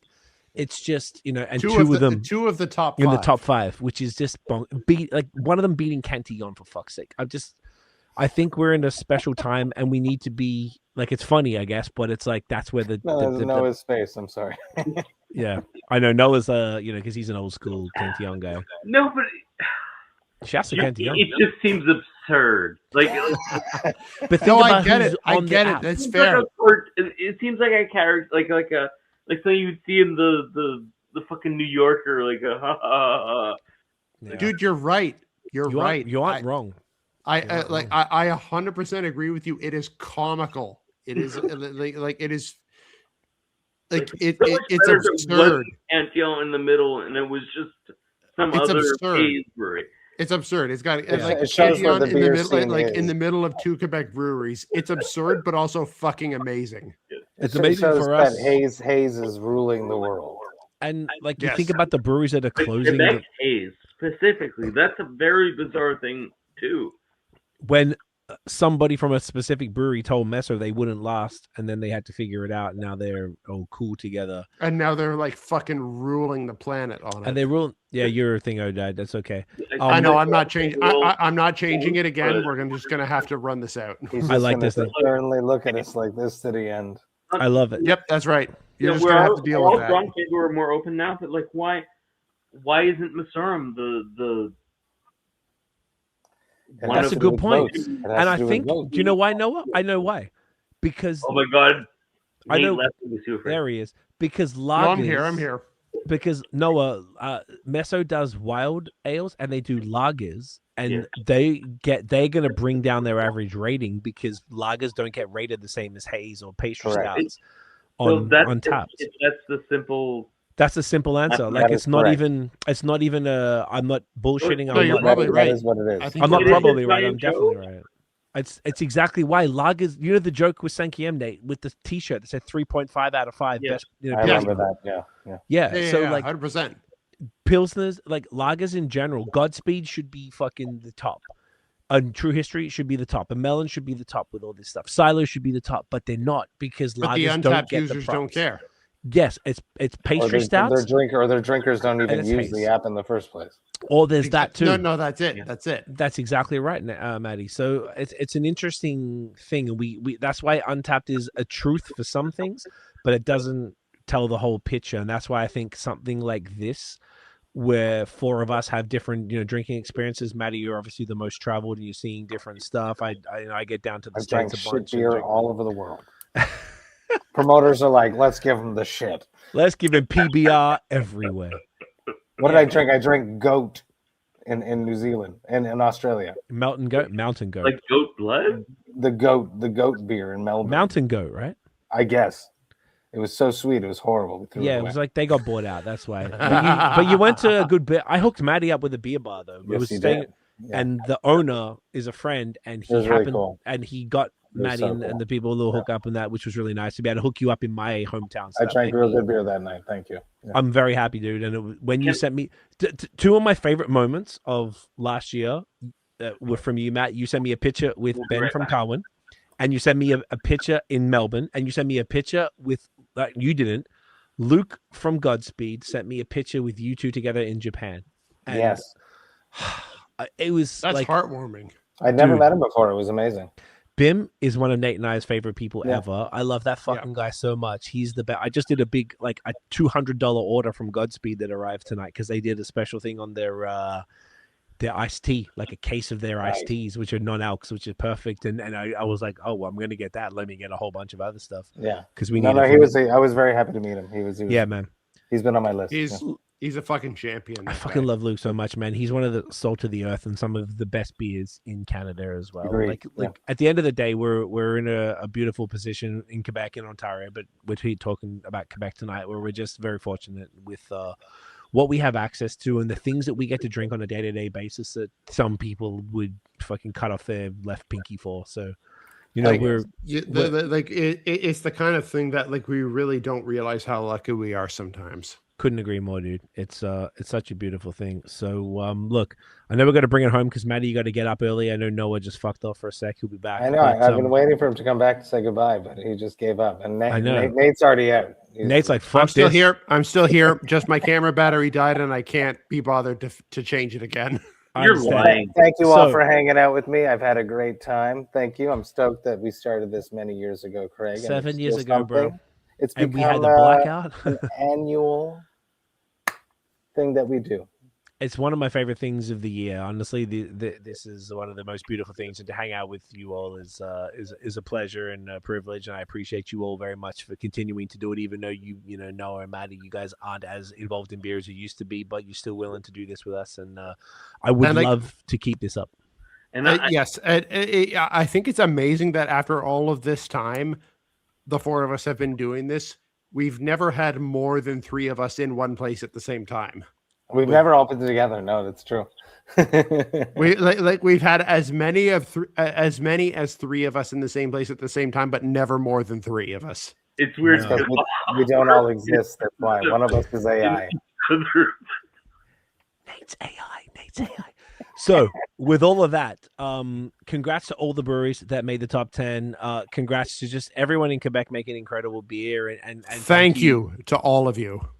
For real. Thank you all for just being incredible and doing great stuff. And we're very excited to see what happens in 2026. So in another year, let's see how the fuck this goes. So check this out. Let us know in the comments if we missed something. Yeah, seriously, let us know, and we'll make a genuine effort to try more from that brewery. Don't be a dick about it. Just don't be a fucking dick, bro. Just be like, hey. Just don't be a dick about it. Don't question our fucking integrity, C words. Like, this is not how it goes. Fuck, I want to swear so bad. My favorite word. Craig, do you have like a plethora of pleasures you get? Of what? Plethora. A plethora of what? Matt used plethora twice, maybe three times. Oh, I have a plethora of cuss words ready to go. There's a plethora of it. Look, don't tempt him. All right, like he's just bursting, like just ready to like let him rip. Just in baseball, like when you don't swing and hit it there, you bunt the ball. Exactly, you bunt it. You bunch of. Right. I don't know how to edit. Like, I know nothing about editing. I'm not editing when shit, you do edit, I'm not editing nothing. Do you watch any of it? No, I just put it out as the fuck it is. Use AI to find all the times that Matt. Well, I don't say that word anymore. No, but look, I'm jumping back in now, and I need to keep Craig on a leash. So like, don't tempt him. Please. I've been very well behaved all year, to be honest. Bunt. Just all I'm saying is that, like, I feel like we've made our case for bunt cake. It's a great cake, a good old bunt cake. Okay, I gotta go to bed. All right, Wrap it up, guys. 4:30 a.m. baby. Yes, Maddie, let's wrap it. Where can everyone find you, Maddie, online? What do you want people to follow you at? Check out voxandhops.com. All of my 500 episodes that I released are there. You can also check out my band, cryptopsy.ca, Juno Award-winning death metal band. Come on. Okay, let's go. Boom. Noah Forrest, where can everyone find you? At the bar at Meso? At my apartment, and mostly at the store, but also on the internet at Beerism.ca, where I love give minute updates, if not daily. I love it. Daily updates. Nathaniel.